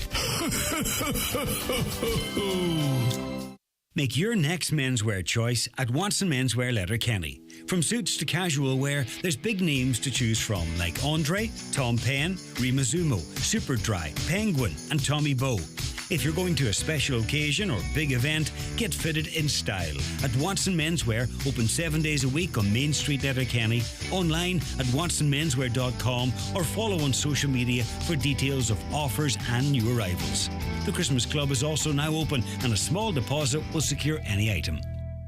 The 9 till Noon Show is brought to you by Letterkenny Credit Union. Seasonal loans now available for Christmas. Apply online or via our app today and get your loan transferred directly to your current account. Now, you're very welcome back to the programme, and we move on to the important issue of road safety issues at Ballylast National School. It is in Castlefin. Jacinta Walsh is principal of the school and joins us on the programme now. Thanks so much for your time, Jacinta. I do appreciate it. Good morning, Greg. Thank you for having us on. So for those who may not be aware of the school and its location and the safety concerns, can you give us a brief overview, please? I suppose, yes. The context of our school is that we're a small rural school. We're between Lifford and Castlefin on the main N15 road. Currently, we're having issues the safety, the speed in traffic, and of course the fence that acts as a barrier between the main road and our school. Recently we were involved in a Safety at the Gate school day whereby the Pashka Green School, the Garda Síochána visited the school, and the children made posters and did a demonstration on the day. And I suppose what we were doing on that day was highlighting the speeding of traffic on the road. That fence, it provides a barrier between the road and the drop-off point. It doesn't provide any security. That would barely keep a cow in. It is not there to prevent any injury, clearly. Absolutely. I suppose we've had ongoing issues going back, I suppose, dating 2010 with the actual fence. Previously, we had just what I would call an ordinary domestic fence that acted as a barrier, and then about 6 years the roadworks just outside the school, and the council erected another fence that consisted of. Jacinta, your line is absolutely terrible there. Can I come back to you? Maybe you could just step towards a window or take up a different position, because it's such an important issue. I want to be able to make sure I can hear you. So you talked about... Okay. Yeah, that's perfect, I think. You talked about the fence being, in inverted commas, upgraded. It was about 6 years ago. The council, because there had been several accidents and there were roadworks that were being carried out outside the school, they decided to upgrade the fence. So at present, that fence then was made of materials that were, in my view, not acceptable. It's made from wire, but the bigger problem is that when you're exiting the drop-off area from the school, the vision lines are obstructed because of the height of the view. So when you're travelling by car, exiting the drop-off, or you're a pedestrian, you actually have to step out onto the carriageway so that you can, to see if there's any traffic coming. So that is a huge problem at the moment. Now, it is a very, seems like well-serviced, straight stretch of road. So I imagine there's quite a lot of speed on it. Your school was one of the schools identified, if my memory serves me correctly, for variable speed limits. Were they ever installed? Not that that's what we're talking about, just to find out if they ever went into situ. Well, at the moment, there are flashing lights on the approach both from Lifford and from Castlefin, which indicates traffic that the speed limit there is 60 kilometres per hour. But our experience is that very rarely they're adhered to. There has been a review by the Donegal County Council recently whereby they are looking to decrease the speed limit along that road to a recommended 80 or 60. And I've been told that that's not going to come in until early 2024. Right. Aidan McIntyre is chair of the Board of Management at Ballylast National School in Castlefin. I mean, obviously, Aidan, this is born of genuine concern for students and parents and guardians and those in buses dropping students off and on, or else you wouldn't be going to the length that you are to try and bring attention to this, Aidan. Good morning to you. Good morning, Greg. Yeah, absolutely. Yeah, we've been involved with this now since around about 2010, lobbying politicians, council, NRA, and our whole goal in this is to improve the safety. We're not looking for a new car park to be built or anything like that. It's a safety issue. When you arrive on there on a Sunday morning and you see the devastation that has been caused to the offence by cars travelling at speed over the weekend, and luckily over the weekend when there was no students around, you see the need that something needs to be done, because if this happened during school hours, there somebody would very, very least severely injured, if not killed. And this road has been developed beside the school as such, isn't it? It's not like we built this school on the side of a road that has the level of traffic now, that has the sort of, the speed limit on it now. Do you know what I mean? Often schools, and I can think of a handful of them off the top of my head, as roads were being designed, they should have said, there's a school here. We need to make special provision to keep the students, the staff and the parents safe. But we don't tend to do that for some strange reason. Absolutely. Yeah. The school was there long before the road was widened to its current extent, and it's going to be even wider now with the Greenway project. But yes, somebody needs to step up and say, yes, there is a school there. We need to do something to protect the students, the staff, and everyone. The Greenway project now, that is a fantastic project that has been built between Lifford and Castlefin, is using the area that we call the exit from an off spot. That's where the crossing is going to be there, and it's going to be exactly the same for the people using the Greenway. To cross that road, you physically have to step out into the road to see if there's any traffic coming from Lifford. And they come at such a speed there that once you step out, it's almost too late. Yeah. The car is on top of you. Obviously then this is going to be, the council can't do it because it's TII, and the TII says, well, we've got certain criteria before we implement this, that and on, and we have to do surveys, and then it has to be this, that. We don't want to get caught up in all of that stuff, and in the meantime have a severe accident. It wouldn't be an accident, obviously, because road conditions contribute to it. So a severe collision with the potential loss of life. Yes, as I say, we've been dealing with this for 14 years. We've been trying to get something sorted with this. The Greenway project has basically brought it to a head now because it's going to make things much, much worse. Jacinta, I mean, have you had any contact from, and we're not going to politicise this, I'm not trying to do that because you'll take any help you can get, but is this being raised at political level on your behalf, Jacinta? Let me put it to you like that. Yes, it has, and we've been very lucky. We've had the support of numerous local councillors throughout the years, and indeed we've had support. Yeah, but you just into your lines failing on us there again. But yes. I'll put the same question to you, Aidan. I mean, you know, is there a political will to see this resolved? Are we knocking our heads against the TII at this point then? Well, no, to be fair to all the local politicians and government representatives that we've been in contact with, they've all been very, very good, and they've tried their best to help. But as you say, we're between, you know, the Donegal County Council saying, well, it's a national road, so it's really the NRA. And then the NRA come back and say, well, it's a national road, you can't do this on a national road, you can't do that on a national road. And we're between a rock and a hard place. Basically, at the end of the day, despite everyone's great intentions, nothing is being done. What's the solution with the fence? Is it one that would protect those in the school from a car hitting it? Does it need to be lower?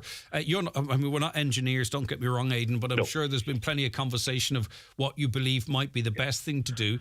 And of course, then in conjunction with looking at speed limits. But what do you think the solution is?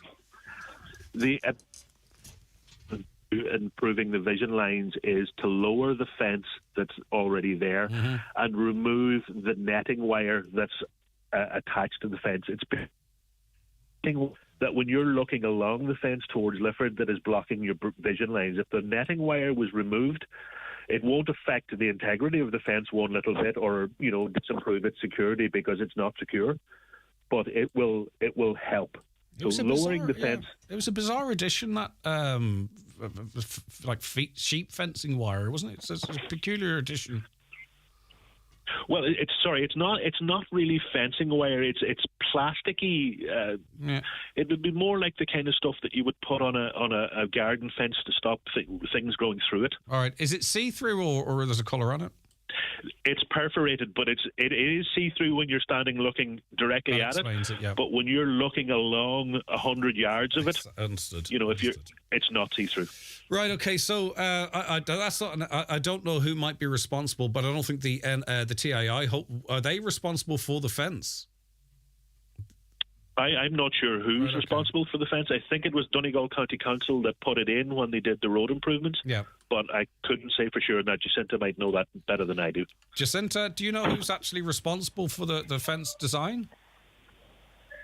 Again, that fence was erected and put in by the Donegal County Council. Right, okay. Well, we can make inquiries in that regard. Who are responsible. Yep, no problem. We'll make inquiries in that regard. So that's the first instance. I don't think it's a big ask to protect children, and I don't think it's going to be hugely expensive either. And in terms of then the wider safety measures, Jacinta, there is a review of speed limits ongoing at the moment and will be ongoing. There are, yes. If we sort of start talking about, they're going to say, well, that'll be included as part of that review. Do you think there's any other measures that need to be introduced to improve safety? I suppose, maybe some extra signage on the approaches from either Castlefin or Lifford. I suppose anything that just highlights to the users of that road that there is a school there, that it is being used by parents, by teachers, by ancillary staff, by the whole community. And I suppose the awareness that the school is actually there and that there's a great need to reduce speed. The way that I see that is that you erect more signage, or that there is, I suppose, the flashing lights are maybe extra to what they are at present, because even though they are there, they're not being heated, and that's the bottom line, Greg. Yeah, and even maybe, and what I don't understand is the odd morning a patrol car with a speed gun. Absolutely. You don't need a Garda presence, so you know that maybe possibly you might get done. And I don't understand why we don't send the occasional squad car out to these schools where we have these temporary speed limits. I was driving up Lurgy Brett yesterday. I reduced to 60, and two drivers passed me flashing the lights and bibbering their horns. I felt bad for stopping and heeding the speed limit. I'm no angel, don't get me wrong, but I would try and be as respectful as I can past schools. All right, Jacinta Aiden, I don't think what you're calling for can be beyond the powers that be. You know, sometimes we discuss issues like this and you can see that where the problems may lie, but it's very common sense, it's very practical,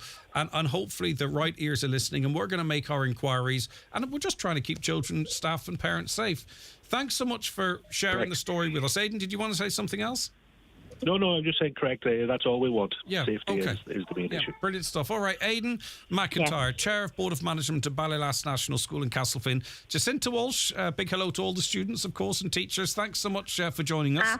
Absolutely. A big hello to everybody in Ballylass this morning. All right, take care of yourselves. Thank you very much indeed. Back with more shortly. Watch the show live now on YouTube, Facebook and at highlandradio.com. The 9 till noon show is brought to you by Letterkenny Credit Union, with monster loans available up to €60,000 for all occasions. Visit letterkennycu.ie.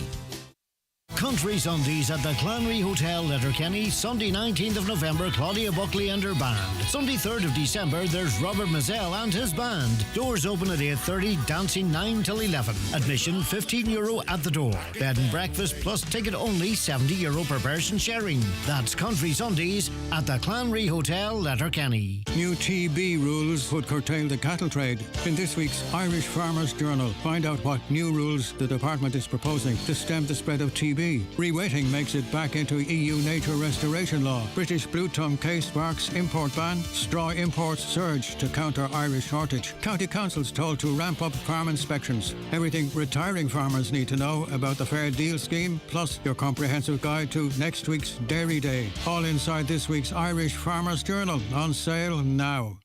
Get the party started with 25% off all F&F clothing with your Tesco Club card until November 20th. Shop luxuries for less, from sparkles to sequins and everything in between. Tesco Club card, the power to lower prices.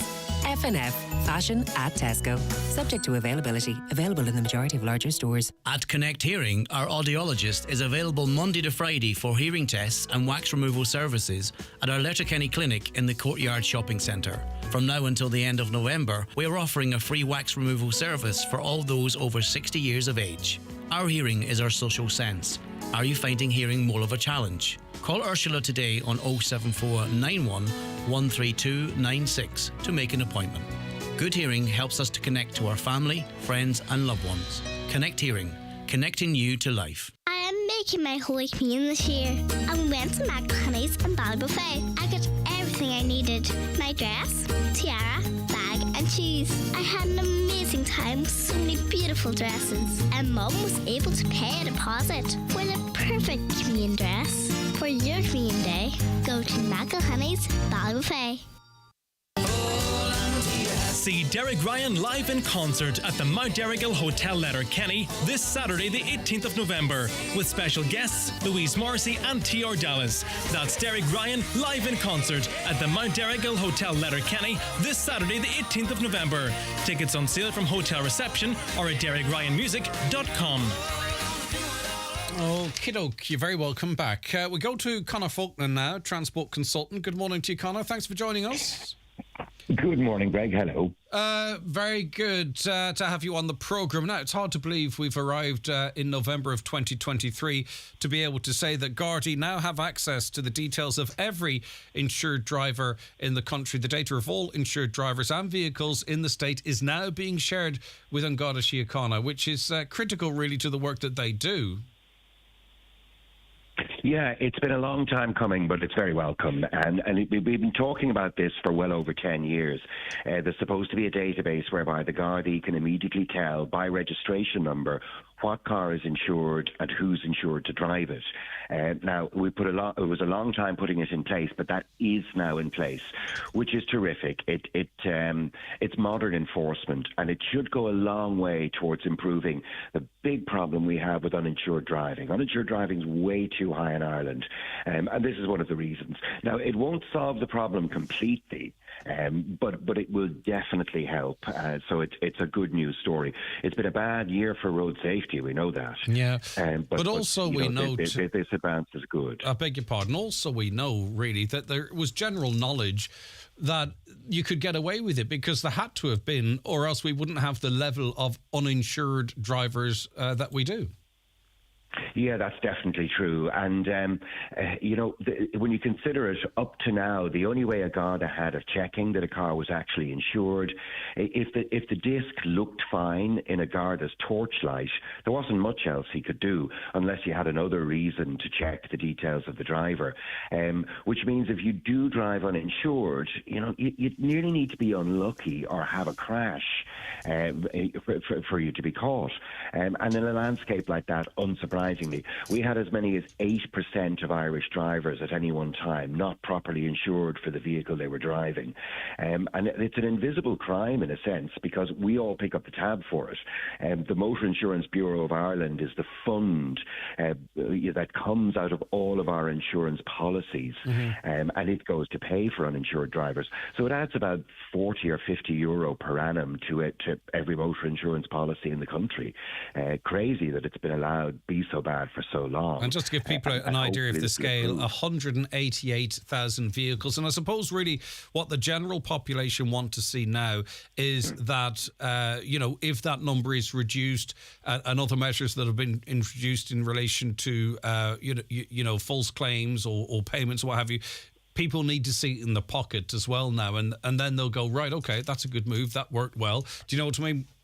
I think that has to come along sometimes with these measures for the public really to get behind it. Yeah, well, you have to prove that what you're trying to achieve is working. We've talked many times over the years, Greg, about high insurance prices. It has been a scourge. And, a lot of good work has been done there, and it's not finished. But motor insurance prices are in a better place than they were. Now, it won't help if our accident record gets worse. That feeds into it too. So it's kind of all part of that mix. But it would be unfair to say that we haven't made any progress because we have. But, at the same time, on road deaths, that headline figure, that all-important headline figure, 2023 is a disastrous year. Not enough Gardaí out and about, various other factors contributing to road deaths going up, and lots to do on that front. But at least we can celebrate the good when it happens. And as I say, the arrival of the proper insurance database, it should be welcomed and is a decent step forward to tidying up that part of the problem, if you wish. Yeah, and the information will be updated every evening as well. So if you are driving uninsured, or if you're driving someone else's car that is insured but you're not insured, they have access to name drivers and everything. I mean, it really is it's really going to make it very difficult now for people in the numbers that they are now to drive uninsured and not get caught. That being said, I know as we speak, Connor, someone's texting in saying, I haven't seen a Garda checkpoint in 5 or 6 years, but anyway, it's part of the same problem, but you know yourself, that's what people are going to say. I can't remember the last time I was stopped. Yeah, exactly. I mean, you could drive your whole career in Ireland and not be stopped, almost literally. And, that goes to the heart of the issue, whatever else you're trying to achieve in road safety. But on insurance, I tell you what is definitely good. It's a proper real-time database, as you were saying. The Motor Insurance Bureau of Ireland that I spoke about, they provide the database. It comes in from all the insurance companies. It's uploaded or it's updated every 24 hours. So it's a real live database. And what that means is when the Garda is out and about in his car, the car does have the clever camera, the ANPR camera in it. So the Garda car reads the registration number, immediately checks the live database, and if that car is uninsured or there's any problem, it goes ping, and the Garda can stop the car. And as I say, they've uploaded 5 million driver records and 3 million vehicle records. So, you know, the Guard will know instantly not only if that car is insured, but who's insured to drive it, and the driver license number of who's insured to drive it. So, as I say, there's a lot of people who are uninsured for casual reasons. It's not like they're being villains or anything like that. But I'll give you a classic example. There's the mother's car is insured, and she insures it properly, and that's absolutely fine. And it's constantly used by the 19-year-old son, and he's not on the policy at all. That sort of behaviour, the Gardaí will now immediately be able to pick up, which is terrific. But it won't solve everything. I mean, they've had this in the UK for the last few years. They were faster doing it than us, which is, shame on us. We could have got our act together earlier. But they've had this system in the UK for a few years, and it works well for them. But they still have an uninsured driver rate of about 4%. Now, that's a lot better than ours at 8%, but it's not as if they fixed the problem. So, water will find the leaks, Greg, if you know what I mean. And there's no perfect system. And there still will be all sorts of imperfections, from kind of skullduggery at one end to people innocently getting it wrong at the other. But, it won't make it perfect, but at least it'll close what was a pretty big hole in the system, and that's got to be good. Conor Fulton, thank you very much for your time. Conor Fulton, their transport correspondent. The 9 till noon show is brought to you by Letterkenny Credit Union, offering low-rate car loans with fast approval. Apply online at letterkennycu.ie or in office today.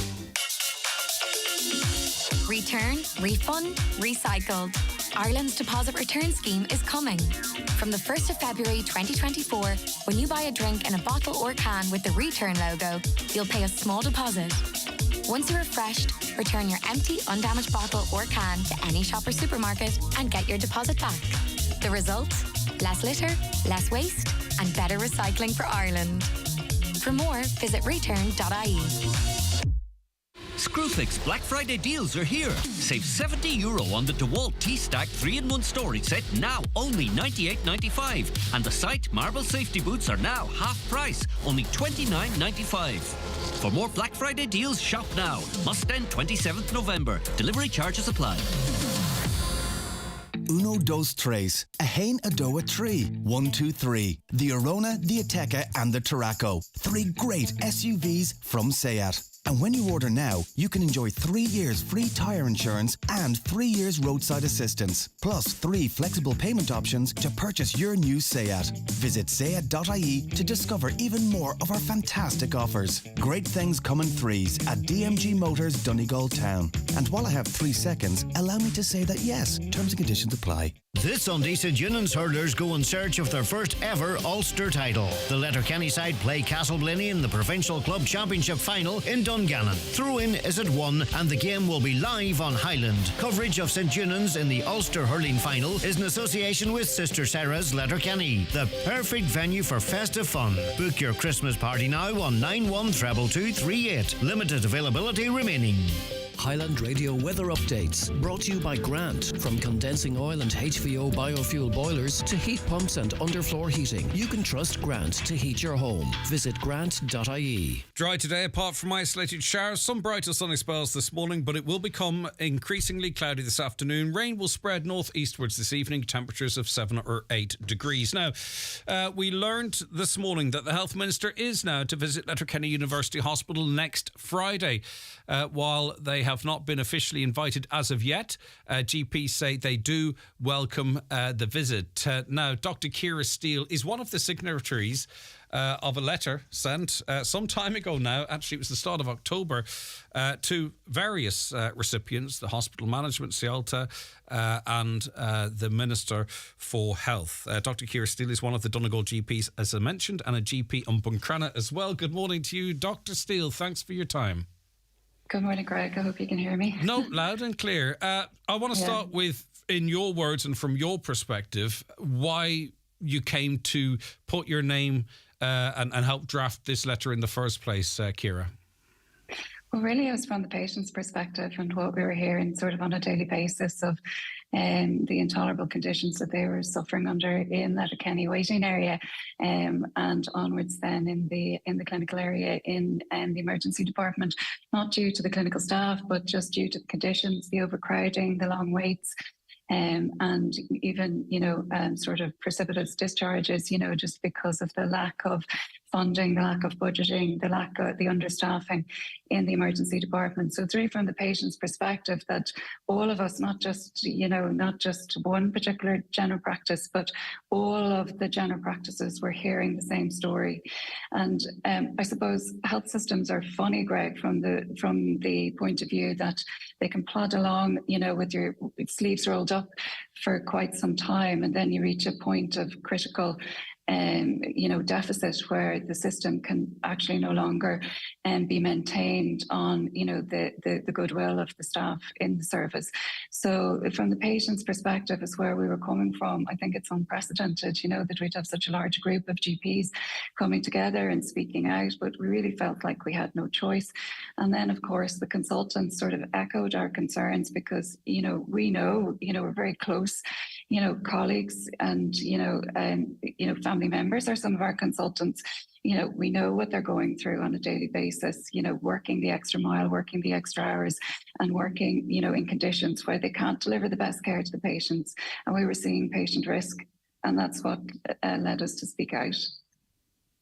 The problems are quite complex, though. There's been a cautious welcome to some of the measures, looking at what's going on, what can be improved, the establishment of certain facilities. But for many within the hospital that I would speak to, consultants, for an example, it doesn't go far enough. The bottom line is more staff and more funding is needed on top of all of that. So really what we need the health minister to say is, right, okay, I wasn't really fully aware of the situation here. This is a Model 3.5 hospital, and we really need to look at this as a special case.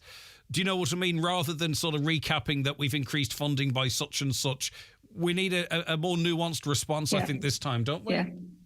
Yeah, well, I'll take two of your points there. The impression that the health service isn't aware, the consultants have written a letter today and they've reframed the numbers, but all these numbers are HSE numbers, they're SailTo numbers, they're Letterkenny numbers. The health service is aware of all this, but it takes us to speak out and reframe and say this is at a crisis point at the moment. And we're very welcome to Stephen Donnelly coming to Letterkenny. It's been some time coming now since we asked him to come. And we always wanted him to come to Letterkenny rather than meet him in any other location, because the patients deserve it. The patients deserve for our boss, essentially, the Minister of Health, whom we're reporting to see the circumstances and the issues in Donegal. We always looked at the emergency department as a proxy for system dysfunction. So, the system dysfunction is underpinned by being under budgeted and understaffed. And, the consultants have they have looked at the data and they've looked at the resources allocated in the SailTo group, but also between the Model 3 hospitals nationally, we're underfunded. The only Model 3 hospital that's busier than us is Drogheda. And we are seriously underfunded, as regards to Our Lady of Lourdes, which did get extra funding in the last couple of years because of the difficulties there. But the number of inpatients in Galway, for example, in 2022 were 35,000, in Letterkenny 25,000, in Sligo 15,000, and the funding is 452,000 for Galway, 179,000 for Letterkenny, and 176,000 for Sligo. And just on that point, doesn't really make any sense. No, it doesn't. But we, and this is why when I have an opportunity to interview it, I'm trying to be a little bit more forensic in it, because in my conversation with Tony Canavan, he said, well, this funding for Letterkenny University Hospital is more than that for Sligo University Hospital. So I'm satisfied with the level of funding for the hospital. I'm paraphrasing it there. But then put it to him, yes, but what about the patient numbers? Because you have to divide the patient numbers into the overall funding. So if you've got the head of a regional health group looking at it and saying the top level figures were the same, what's going on here? Now, Tony Canavan did accept much of the issues that were raised. That's a concern. That's a mindset that needs to change, that you don't just look at those top figures. I think the funding system is historical. The funding doesn't follow the patient. And if you look at the patient funding, Letterkenny has a deficit of 1,300 per patient as compared to other Model 3 hospitals. Our ED numbers are between 150 and 200 every day. CELTA itself issued, warnings not to present to Letterkenny Hospital on a number of occasions this year because of the overcrowding in the department. So CELTA is aware of the situation. I think it's disingenuous to not to look at it deeper. And in fairness to Tony Canavan, he did have a meeting with us, 2 weeks ago in order to look at the structures, and hopefully something will come of that. And they did have an undertaking to have AMAU up and running in December and to look at urgent OPD structures. But that needs to be immediate. We agree with the consultants that there's that it needs to be dug down into the detail of what is happening. And that is why we called for an external review, because, from the GP perspective, we can only tell you that from our patient perspective, there's risk, there's morbidity, there's mortality happening because of budget underfunding, because of long waiting times, because of, even overcrowding. Overcrowding in an emergency department, in the BMJ is a risk independent of long waiting times. And, we know that there's an exponential risk if the hospital capacity is over 85% bed capacity. So we know all these figures. CELTA knows all these figures. The Minister for Health knows all these figures. We just need them to do something about it. You talked of that letter, which I thought is quite interesting that it be sent to the Minister and others while this review is ongoing. And if you look through the problems and proposed solutions, in fairness, it goes far beyond what people might perceive as just an issue with the ED. It runs far deeper than that. And I'm hoping to speak on this issue again at the start of next week with some of those involved. But, as I say, I just find it interesting that we've got this level of detail coming from consultants again as this review is ongoing. Yeah, and I have to say, it's not the consultant's job to do that. There are full-time people in the HSE to have, governance over these issues, So, it really is a cry for help, and that has to be heeded because it is affecting health and safety. The HICO report of November 23 said that the emergency department was, a healthcare risk to the patients in the department. And, we need to understand the internal structures put in place to, mitigate that now and to mitigate all the other things. An external review, will justify the consultant's concerns. And, if you look at the inpatient data and the emergency department presentations with a patient deficit of 1,300 per patient, that's an investment of 45 million that needs to go into Letterkenny Hospital. And that's what we're calling for. That's what we're asking for. We think that Letterkenny is, operating above a Model 3 capacity.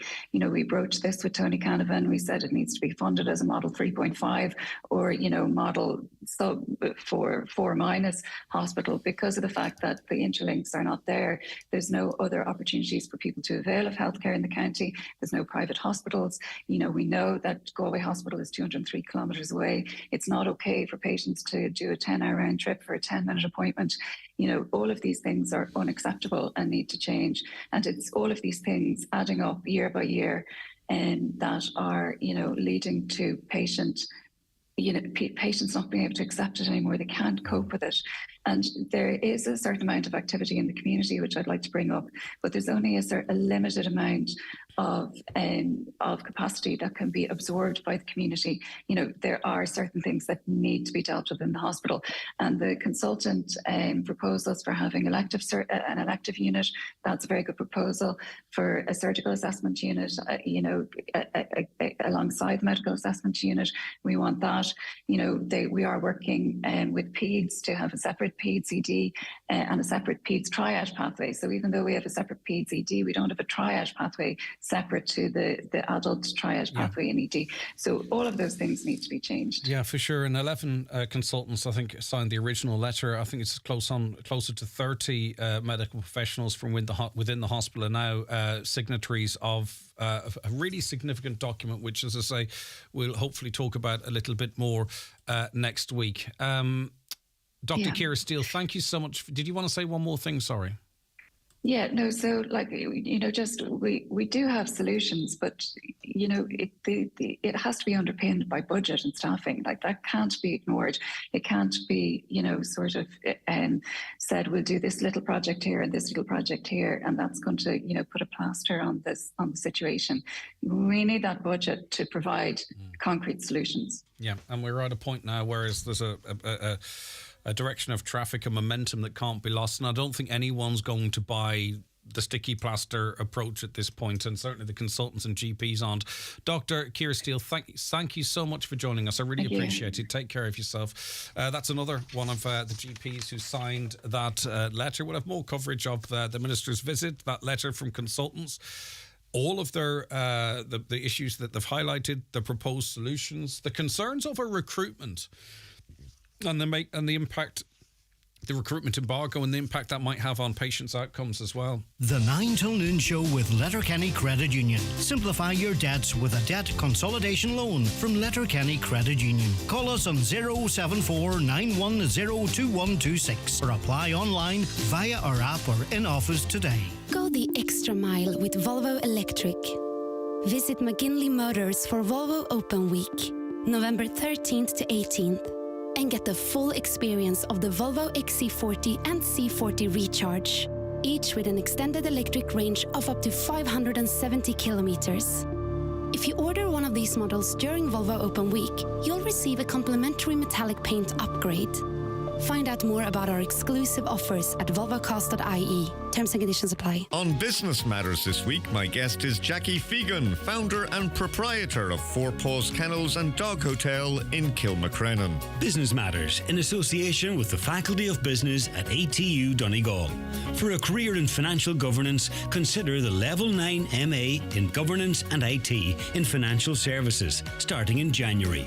Contact the Exec Ed Coordinator on 9186206 or email donald.hannigan@atu.ie today. How are you doing, Liam? Usual, is it? Sea salt? At Visa, we're proud to support small businesses in every community, like Murphy's of Dingle, makers of quality ice cream supplied by Kerry Dairy Farms. When you shop with an independent business, it multiplies to support your community. Where you shop matters. Visa. Morning to you. How are you all keeping? I hope you're very well. Hello, darling. Hope you've started packing. Mum, we're dying to see you this Christmas. The tree's up already. Mum, I don't know how to say this. What's wrong, pet? I can't come home this year. It's just too expensive. Oh, sweetheart. We'll miss you. Sometimes life keeps us apart. But at Highland Radio, no matter where you are in the world, this year, we want to make Christmas extra special for one lucky family. We want to bring a family home for Christmas. You can nominate yourself or a loved one. Visit highlandradio.com to submit your nomination. Let's bring families together this Christmas.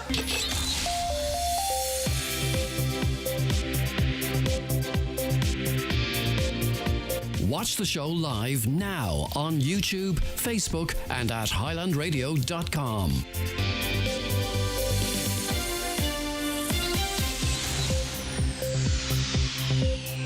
Okay, it's 11 o'clock, time for a news update, and it's over to Michaela Clark. Thanks, Greg. Good morning. A Garda investigation is continuing into allegations of corruption within Donegal County Council. Councillor Frank McBrashy made allegations of corruption by the council in relation to the purchase of 5 properties in Encranla Estate, Buncrana, in March 2021.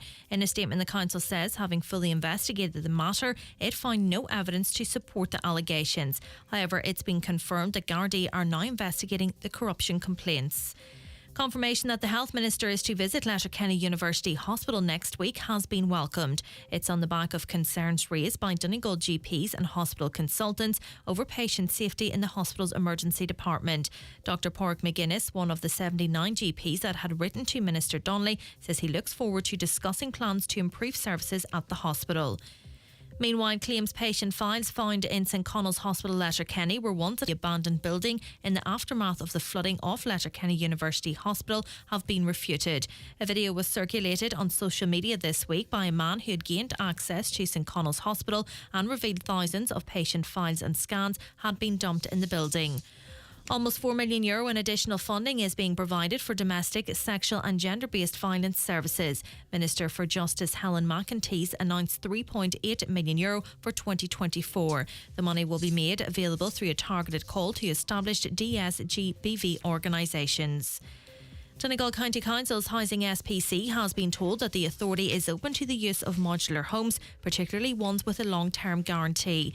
Members were also told the council has met with 2 providers who are interested in providing modular homes, one of whom is interested in exploring the possibility of establishing a manufacturing business in Inishowen.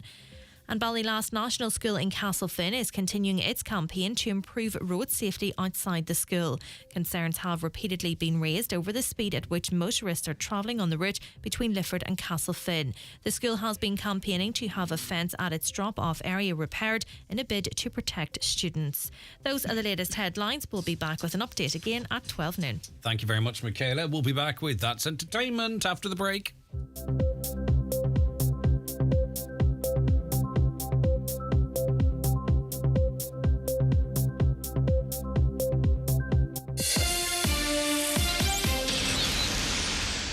This Christmas at Super Value, we have great offers to help you share the magic. Like selected Cadbury Roses and Heroes, Celebrations and Nestle Quality Street Tubs, any 2 for €8. Exclusive to Real Rewards members only. Plus, get money off vouchers every week on the Real Rewards app too. Share the magic this Christmas with Super Value. T's and C's apply.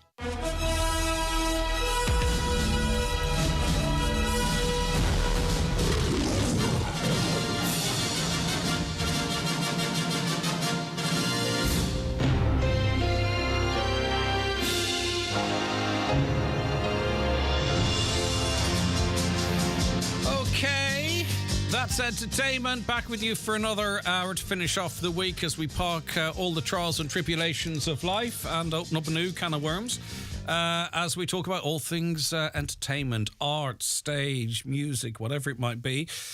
Michael 007 Leddy, writer and blogger, joins us as usual. Good morning to you, Michael. Good morning to you. How are you getting on? I'm getting on the very best. It's good to see you again. Yeah, you look really smart last Friday. Well, your tuxedo was that Friday, Saturday? It was great. We were all in our tuxedos, and it was great fun. It was great fun. It was a rare night out for me where I had to behave like an adult, and I think I more or less pulled it off. And I was in very good company. It was a really privilege to be out there. So it was great fun. Conor Willow, manager of the Ballard Theatre in Ballybofey as well with us. Good morning, Conor. Great to have you back on. How are you keeping? I'm keeping good. Good stuff. Right, okay. Lots to get through here. A lot of Star Wars to get through here as well, it would seem. But let's start with St. Columba's School Musical, actually. So something a little bit different, if that's okay. Yeah, it's doing really well. Yeah, it's flying. It's every year now for God knows how many years we've kind of cooperated with St. Columba's, the local school. They do a fantastic school musical. So it started last Tuesday, runs for 5 nights, finishes Saturday.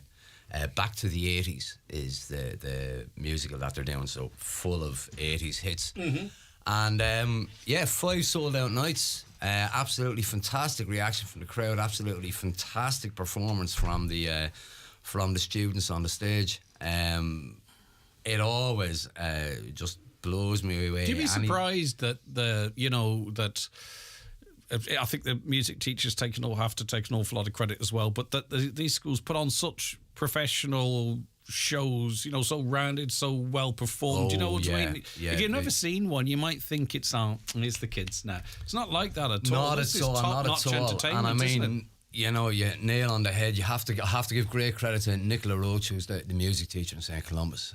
You hear some of the talent and the musical talent, and also our own Caroline Bell. Caroline directs the show, and Nicola is the musical director, and the two of those, they just have such a fantastic way of working with the kids. They nurture and encourage as well, and it really, really, when you just see the talent that is around in our young people, and when you allow them to express it, what they can do with it, absolutely fantastic. And we bring them into the Ballard, so they have the professional sound and lighting, and we do a lot of the help with the sets along with the woodwork department and stuff up in the school. It raises it a level with the best of respect to it. It brings it up to a professional level, because they're sharing a stage with some of the biggest shows and performers that are out there. And in fairness to them, it brings the technical production up to what their talent deserves, because their talent matches the technical levels. And it really is, you know, as you said, forget about the fact that it's a school musical or these kids. You just leave going, that was a great show. Great and show. All credit to them and everybody involved. Great tunes as well. And, you know, they're not... I think I'm a fan. I noticed this from my years of DJing, and I saw someone else commenting on it as well that does... teenage discos, which I obviously don't do any of it anymore, and our own Kevin and others there that would do the discos for the younger ones. The songs that get them out are actually still the 80s and 90s, like ABBA, you know, and as I say, a lot of the 90s dance classics, if you know what I mean. So I think a lot of them have been reared with this music. It's not like, oh, I've never heard Girls Just Want to Have Fun, or I've never heard whatever it might be. I'm always there going, how do you know that song? Exactly, We're always playing it. Yeah, exactly. They don't have to learn anything in that regard. It's all sold out now, so really we're just patting them on the back. There's no more tickets or shows available. No, there's no more tickets. There's no more shows. We don't have room for any more shows. They finish on a Saturday night. We pull down that set, put up the Panto set. Yeah, we'll talk about the Panto in a bit, because I think Michael has that down for a chat as well. Let's go to the cinema now. The Marvels. The Marvels. What is this? This is the newest of the Marvel superhero films. I think you may remember I'm somewhat of a fan of those. I've been to the cinema twice this week to see the Marvels, and I shall be returning at some stage, maybe over the weekend, to see it a third time. So I liked it, it's safe to say. This one brings Brie Larson back as Captain Marvel for her second go-round as a lead, although she has appeared in Avengers and various things, but as in a support capacity. And it's a rare film in that I often say about the Marvel movies, they're very, you know, no matter how, whatever the number is at the end of the credit, I always say to you, Greg, you know, pretty much a standalone film and anybody can go along to see it. In this case, however, this is very much a continuation of Captain Marvel, and it's also a continuation of the TV series Ms. Marvel, and a continuation of the WandaVision TV series, because it brings together 3 different characters and sets them together for the first time on a grand adventure. It's great fun, shorter than your typical blockbuster. It was so great after complaining week after week, going along to see Martin Scorsese's Epic and complaining about how long it was and so many other films, to actually be shocked and almost dismayed because I was enjoying the film so much, and to see, oh my gosh, I've been here less than 2 hours. That was good. That was a good thing. It's got the usual Marvel... I don't get that thing about film being too long if it's good enough. Yeah, well, the idea is that if a movie is good, you won't see the passage of time. Like, you know, but if you're at that stage where you think, oh God, there's another hour to go, that's not a good sign of how invested you are in the characters. Yeah. And that happens sometimes to me in recent times. It didn't happen here. This was great fun. It's fun for all the family. It's very much female-centric in terms of the main characters, the villains, something Marvel has been doing more and more with their TV shows. Miss Marvel wasn't the best of their TV shows, but it was a very adorable show with a teenage superhero who I find adorable. Everybody, I think, most people find her adorable as well. So you get to see her on the big screen as she gets to meet her idol. She spent the 6 episodes of Miss Marvel talking about Captain Marvel, and now in this movie she gets to meet her. Beyond that, it's very much... So do you have to watch the series before? Yeah, that's what I'm saying. Yeah, you kind of will. It's kind of a follow-on. It's like season 2 of the TV series. So unlike most of every Marvel film where you can almost go in and just watch it fresh, I think you'd be better off having seen the TV shows or the movies that lead into it. But that doesn't mean they don't explain who everybody is, but I think you'll get more out of it if you've seen these characters before. I thought it was great fun. I'll be going back. I enjoyed it more the second time. Fanula came along with me yesterday. She's not available today, but she enjoyed it as well. Don't think she enjoyed it as much as me, but I don't think anybody enjoys the Marvel films quite as much as me. But she did enjoy it. She came along yesterday with me. Do you think it's off-putting to new people to go, oh, I have all this homework to do before? It's really off-putting to me. But that's as why I said, asked about, do you have to watch? Yeah. But as I said before, but I don't know, is that how you present it? You say, he's my source. It could just be Michael Leddy. Yeah, it could just puts me off. Do you know what I mean? It literally could just be him. As I say before, and not the whole movement. Most of them, like up until this, they've been standalone. You don't need to have seen the other Ant-Man movies to go and see Ant-Man. You don't need to have seen previous Doctor Strange to understand this one. I think this one is a rare exception in that you're probably better off. It's just that it's like if I says to you, have you seen Breaking Bad? It's fantastic. But you're going to have to watch 5 series of the Shawshank Redemption, The Thin Blue Line, and you know what I mean? And you go, right, okay, sounds good, but I'm never going to start all of that, so I'll never see Breaking Bad. As I sit here saying to you, you don't need to do that. What do you actually hear me saying? No, I don't know. I don't really hear. I heard you say you need to watch Miss Marvel. You need to have seen Captain Marvel. In this instance, yeah. As I said, but as if I said you before, do, the payoff is worth it. I think the payoff is worth it. Yeah, I mean, if you've seen, and are you happy it's short, or you wish it was longer? Well, the thing is, it's a good thing to be able to say about a film like, oh my God, I wanted another half hour. When I came out of Scorsese's latest film, and I said, and Fionnuala said, and everyone I've spoken to said, my God, that's an hour too long. That's not a good thing. That's not so much the length, is it? That's you feel like there's padding in this that could have got rid of. Is it our attention span? Do you know maybe being conditioned? Maybe, do you know what I mean? That right, I want to. Do you know, because what you'd have no problem at home because you would say, right, I'm going to split this into 3 hours, 2 nights, or something. You know what I mean? And you would conclude it, and you go, actually, do you know what? That was quite a good film, and you broke it up. Being conditioned now that you go to the cinema and it's no longer than 2 hours. Our attention span, I think, is. You could do that with Killers because. Bladders. Speaking of that, I'm going to have to take an ad very shortly. Right, so... A blad. Very good. What did you think of it then? 9 out of 10. I thought it was great fun. Any die-hard Marvel fans will enjoy it. And anyone who's looking for a fun, family-friendly movie will definitely enjoy this as well. It's got comedy, it's got action, and it's got pussycats, and they're adorable kittens, and they're flying around, and they're... I won't spoil anything, but the cats in these movies are not cats. They're aliens. Okay. It's great fun. Right, we're going to give you a chance now to win a €50 fuel voucher thanks to our friends at Kelly's Centre at the Mountaintop in Letterkenny. We ask, are you getting ready for Santa season and are celebrating our community this Christmas? They are. We will be working with Little Angels and raising funds over the festive season. We will have a number of giveaways in store and on social media. There'll be golden tickets in store with discounts and a grand prize, and you may see the crew at Kelly's out and about with a very special guest. Now, to celebrate this, we are giving one of you a chance to win a €50 fuel voucher to fuel up at Circle K. And the question is, what is the name of the robot in Kelly's Diner in the Mountaintop? Is it A, Oreo, or is it B, Margine?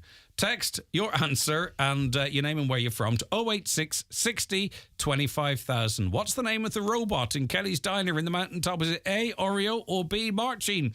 And one of you in this next 46 minutes will win a €50 fuel voucher to fuel up at Circle K. I'll give you another reminder of that in about 10 to 15 minutes. Hi all, I watched All the Light We Cannot See on Netflix, set in occupied France during World War II, starring Mark Ruffalo and Hugh Laurie. Enjoyable watch. Also started a TV show, Payback, which is set in Edinburgh. Dodgy accounts and gang bosses. What else do you need? Okay, 2 recommendations there. I was on... I think it's Amazon, Jack Reacher, the series, and it says there's 2 series, and I clicked into it, and then I went to series 2, and then it says no episodes available. December 17th. So they've listed it, and are they doing it weekly, or I think they're dropping all the episodes on the 17th. Yeah, myself and Fionnuala were actually chatting about that yesterday. We're both very excited for season 2 of Reacher, which is an excellent action show. Yeah, but they shouldn't list 2 episodes, 2 seasons if there's 2 seasons. Okay, we're going to be back with more from Michael Leddy and Conor Malone after this quick break. The county's #1 talk show, The 9 till Noon Show on Highland Radio. The 9 till Noon Show is brought to you by Letterkenny Credit Union. Digital loans now available. Apply online or via our app today and get your loan transferred directly to your current account. At the Central Statistics Office, we're trusted to gather all sorts of information. So, we count lakes, stakes, and haulage intakes. We count wages, ages, and all of life's stages. We count loans, phones, still living at home. We count euros and cents and housing and rents. We count Mars, electric cars, and the price of a jar. Because this data informs important decisions on everything from economic activity to housing policy to what to call a new baby. And we can't do it without you. CSO, count on us. We count on you. Make your Christmas parties magical this year with Lidl. Roll out the red carpet with our frozen party time range, like vegetable spring rolls, only $1.19. And pour pure indulgence with Lidl Plus Wine of the Week. 20% off Peony Merlot, now $9.49. Wishing you a magical Christmas with Lidl. Get the facts by Drinkaware, visit drinkaware.ie. Charlie McClafferty Funeral Directors, serving Letterkenny and the surrounding areas for over 100 years. Charlie McClafferty Funeral Directors. Let our family take care of your family and guide you through a difficult time. Hi, Kate Appleby here. Just wanted to let you all know my exciting new autumn shoe collection is available nationwide in all good shoe stores. KateAppleby.com. Hope you enjoy my shoes. Inishowen Development Partnership in collaboration with the HSE are holding a health and social care recruitment and education fair on Tuesday the 21st of November in the Inishowen Gateway Hotel, Buncrana. Discover exciting career opportunities in the healthcare sector. Connect with industry professionals and explore educational pathways. Don't miss this chance to shape your future in health and social care. That's Tuesday the 21st of November in the Inishowen Gateway Hotel, Buncrana from 10 a.m. till 2 p.m. On Business Matters this week, my guest is Jackie Fegan, founder and proprietor of Four Paws Kennels and Dog Hotel in Kilmacrennan. Business Matters in association with the Faculty of Business at ATU Donegal. For a career in financial governance, consider the Level 9 MA in Governance and IT in Financial Services, starting in January. Contact the Exec Ed Coordinator on 9186206 or email donald.hannigan@atu.ie today. Highland Radio time checks with Expressway. Travel Route 32 from Letterkenny to Dublin when you book online and travel for less. Expressway, bringing you the time at... It's just turned 18:11 or 11:18. Former RT presenter Ryan Tubridy has announced he's moving to Virgin Radio UK in London. He'll helm the mid-morning show on Virgin Radio from 10 a.m. to 1 p.m. Monday to Friday from early January. They have a listenership of about 1.9 million. I thought it was bigger than that, but that's their average listenership. On weekends, he'll present a dedicated Irish weekend show across Wireless Ireland stations: Dublin Q102, Cork 96 FM, Live 95 in Limerick, and LMFM. That's an interesting move as I'm a radio consumer here, a listener, that we are going down the route in this Ireland of networking shows. Because when I was working at Northwest Radio, there was one show, a lot of the shows actually were dual shows that went out in Midwest and Northwest Radio. And my recollection at the time was the BI weren't too in favour of that because each region deserved their own output, if you know what I mean. Yeah. But now what we're going to see is the one show across those 5 stations, which of course is going to displace people from jobs and is going to be broadcasting it from Britain. I suppose it's great for him. He can give RTE a 2-fingered salute, but it does change the landscape of Irish radio and local and regional radio, I think, to have one show across 5 stations. I don't know, what do you think, Michael? Yeah, I agree, and I do think that's one of the absolute aces in the hole that local radio has around the country, or in any country, but it's that it has that local thing and it's that specific thing. When you start working against that and you start networking things, then surely you're just doing the same as what's available. It's meant to be an alternative, and the number of times you would turn on this show and hear something that's important to us locally that you would never ever hear on a national platform, then when you start working against that, it does seem to defeat the purpose of the existence. So I agree completely, and I never even thought of that thing about obviously shows and producers people that are already doing it, and talent, displaced, this talent that maybe might get their break on a Saturday across 5 stations that potentially won't. And those 5 new talents will probably actually end up being cheaper than one Ryan Tubridy. For sure. Well as being more relevant to their listenership. Listen, I wish him nothing but success, because I would wish that of anyone. But I just thought it does change for anyone with an interest in radio and media. It does change the landscape, and I don't see how it can do it for better, because you're going to have one person, one voice across a whole host of stations. And as I say, I'm surprised the BEI signed off on that, if the truth be told. Right, are you in a Star Wars rabbit hole or something? What in God's name is going on? I disappeared massively down a Star Wars rabbit hole. I tell you what happened was, I saw the trailers for the new series Ahsoka that was coming out, and it's well out now at this stage. But then I was told, well, if you really want, it's a bit like what we were saying about the Marvel movies. You really should watch the Clone Wars and Rebels, which are 2 cartoon series, animated series, and but it kind of suited because I'm working a lot of nights, and these they're only kind of bite-sized 20-minute episodes, so you can come in, you can watch 2 of them. You're not making that huge commitment. Right, this is an hour. You can go, I can bail out after 20 minutes, and then I got really, really into them, and God help me, I still haven't got around to Ahsoka. I'm after watching 7 series of the Clone Wars, and I just finished all 4 series of Rebels. Wow. So this is over about 3 months. It's got to the stage my kids come in and they go, are you watching cartoons again? It's a total role reversal. But they're really good.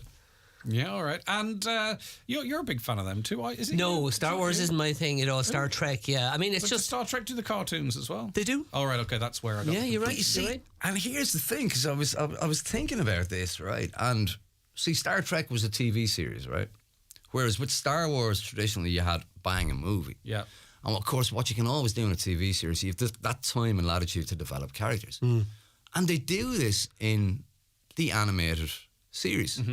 And in actual way, it's funny. The real life characters in the real life movies are actually more cartoonish than the characters in the cartoon series. Yeah. Wow. Because you have 3 hours, he's a goodie, he's a baddie. Yep. Where there's loads of nuance, there's character developments, there's character arcs. And they delve into some really kind of interesting concepts. But why would go down the route of doing it through animation and then not live action? Because I presume the audience would be broader for live action. I presume it would. I presume there'd be people that would be just turned off by animation, assume it's for kids. I also assume that, you'd be talking about what? Probably about 70, 80 hours across the two series, which is going to be very, very expensive to produce. But you're dealing into, like, there's questions like, in a war between good and evil, is pacifism a choice? Which is kind of a deep philosophical question. Yep. They also kind of look into, the whole idea of the military-industrial complex, that there's these people that just want war to keep going and don't want any side to win because there's money in it. So it's delving into a lot of, it's not just Darth Vader, Luke, I am your father. They're delving into these quite really interesting, deeper, quite mature concepts. Should be. And if their target audience is 13, 14, 15-year-old kids and they start raising these questions and get them thinking like this, I think that's a great thing. I remember when Michael was talking about the Star Trek animated series, that it sort of gave it a bit of latitude to go where it would be difficult to go with live action. Is it the same with Star Wars? It is. I mean, you can kill off a kind of beloved character in cold blood easier in animation. It doesn't have the impact, and there are a few things that have happened and you go, oof, you wouldn't see that in a Star Wars film. So again, with the characterization, with the themes that are brought up, and also in what you can show, paradoxically, the cartoons are less cartoonish than the films, if you get me. Yeah, and I suppose the longer you watch them, then you step out of that on watching a cartoon, don't you? Oh, absolutely. And the thing with Star Wars, a lot of that kind of the CGI animation is, in the space battles and the outdoor scenes, it's on a par with what you're seeing in the cinema anyway. Yeah. So you very quickly adjust to the fact that they're not, real human faces. They still do a fantastic job of even subtly conveying emotions and a look here and a look there, So I would say, when you get past the first 20-minute episode, you're actually past the fact that it's animated. Interesting. I can sometimes find that with subtitles as well, completely different but kind of the same. All right, more from Michael Eddy and Colin Malone in a second, but I want to introduce to the programme now filmmaker Ken Wardrop. Good morning to you, Ken. Hopefully you can hear me okay. No, he's actually frozen. Right, we'll get back to Ken in a second because we want to be talking about his new show or his new documentary very shortly. I'll try and bring it back in here so we get on. The wonders of technology. Everything was working grand. And then, we were doing so well all day. Right, Ken's going to be joining us very shortly. Just a reminder that you can win a €50 voucher for fuel at Circle K by answering the following question. What's the name of the robot in Kelly's Diner at the Mountaintop in Letterkenny? Is it A, Oreo, or B, Martine? Text to WhatsApp 086 60 25,000 or give us a call on 074 91 25,000. Right. Okay. Let's see what I want to go to next with you. Pick one out for me. There's a lot of stuff here on yours going from Apple to Netflix. We'll go to the stage again in a moment, just to take something from the streaming services. Let's talk about an Irish film, Lakelands, which is on Apple. I had a chance to see this up at the Disappear Film Festival a couple of months ago, and it's an Irish movie. It's a movie that stayed with me. It's an Irish movie that I heartily recommend. It's always great when you find something that's it's as good as any. Now, this is not, like last year, the best movie of the year for me was on Colleen Keown, which I thought nothing came close to that. So this isn't in that level, but that doesn't mean it's still not a great film. It's a very simple story of a young lad. He's a GAA, up-and-coming GAA star, and on a night out, he gets into a little scuffle. It seems quite minor. He's shoved, he's fallen, nothing major, but it actually ends up being an injury that impacts on his ability to play anymore. He can no longer be part of the GAA team. And the story of the film is just a story of how he doesn't really cope very well with that. And it's that very human thing that I think we've all done at different times, is pass it off and not let on to people how badly injured you might be, and carry on despite the fact that the consequences of his injury will get more severe if he doesn't cop himself on and stop playing. There's nothing else to that story, and yet it's as engrossing as any big summer blockbuster for me. It's so well acted in a hard week, and Danielle Gallagher, who people will probably know best now from being the best friend on Obituary, which is RTE's highly praised weekly series, which finished there before Halloween. This is a very human story. It's not a true story from what Anthony and I can gather, but it feels like the sort of thing where you think, I think we've all known a lad, or we knew of a lad who was in a similar sort of position, and it's just this ordinary guy working on the farm, and over the first half hour, second half hour, third, you really care about him. You become very much invested, and even though the stakes seem quite low, by the time you get into that final act of the movie, you really care. You're wondering, is this guy going to cope with this? Is he going to pull through? What's going to happen to him? I thought it was a brilliant film. Is there a review system on Apple Plus? It'd be interesting to see what what the response to it is. Yeah, I don't know off the top of my hand. I don't know how many people have Apple Plus here. Is it kind of buried a wee bit? And even on Rotten Tomatoes, the critics have raved about this, but there's not very many critical reviews. But there's no audience score because it's not sufficiently reviewed. It's a big deal to get on that platform. Oh yeah. We'll have to wait and see. But I do point people towards Lakelands. I thought it was a wonderful, and again, go in there with your expectations muted to the fact that it's a very simple, basic story. There's no fireworks, it's nothing major, but I swear, as soon as the story gets up and running, you become very invested in this guy, and you just really care about what happens to him, and it's very realistic. All right, now, just to let you know, the Donegal's annual fully inclusive Purple Tie Gala Ball takes place at Harvey's Point, Loch Esk, on Friday the 22nd of December. There's a drinks reception, dinner, a live band, disco and raffle, and the Master of Ceremonies is Mr. Noel Cunningham, who's a very special night this weekend, marking his 70th birthday and his retirement from Harvey's Point, but he'll be back there before he's actually officially left, so to speak, to be Master of Ceremonies for this event. We're joined on the programme by Wendy Fitzgerald McCarry, Chief Executive of the Blue Stack Special Needs Foundation, and it's always a big night, Wendy, and it's going to be proved to be another great night again, and it's right in the mouth of Christmas as well. Yes, it is. How are you, Greg? Good. Nice to talk to you again. So tickets are still available. Tell us about the night. I mean, I've ran through the headline stuff there, but it's a great night out, isn't it? It is a fantastic night, and I suppose to tell you where it all came out of, my own daughter, as you know, has additional needs, and she's coming up to her 18th birthday, and it just kind of dawned on all of us that the chances of her being ever invited to a ball are pretty slim. The chances of her ever going, and having an opportunity to go and dress up and, get the makeup and the hair done and are pretty slim. And we were very lucky in that Tony from the Mill Park Hotel had approached us last year and wanted to do something for us as a fundraiser. And we had a good chat about it and what we could do. And we thought, well, wouldn't it be great if we did have a fully inclusive gala ball? And last year was our first year running it. It was a fantastic night. And this year, Harvey's Point have very graciously agreed to host it with us and given us very favourable terms.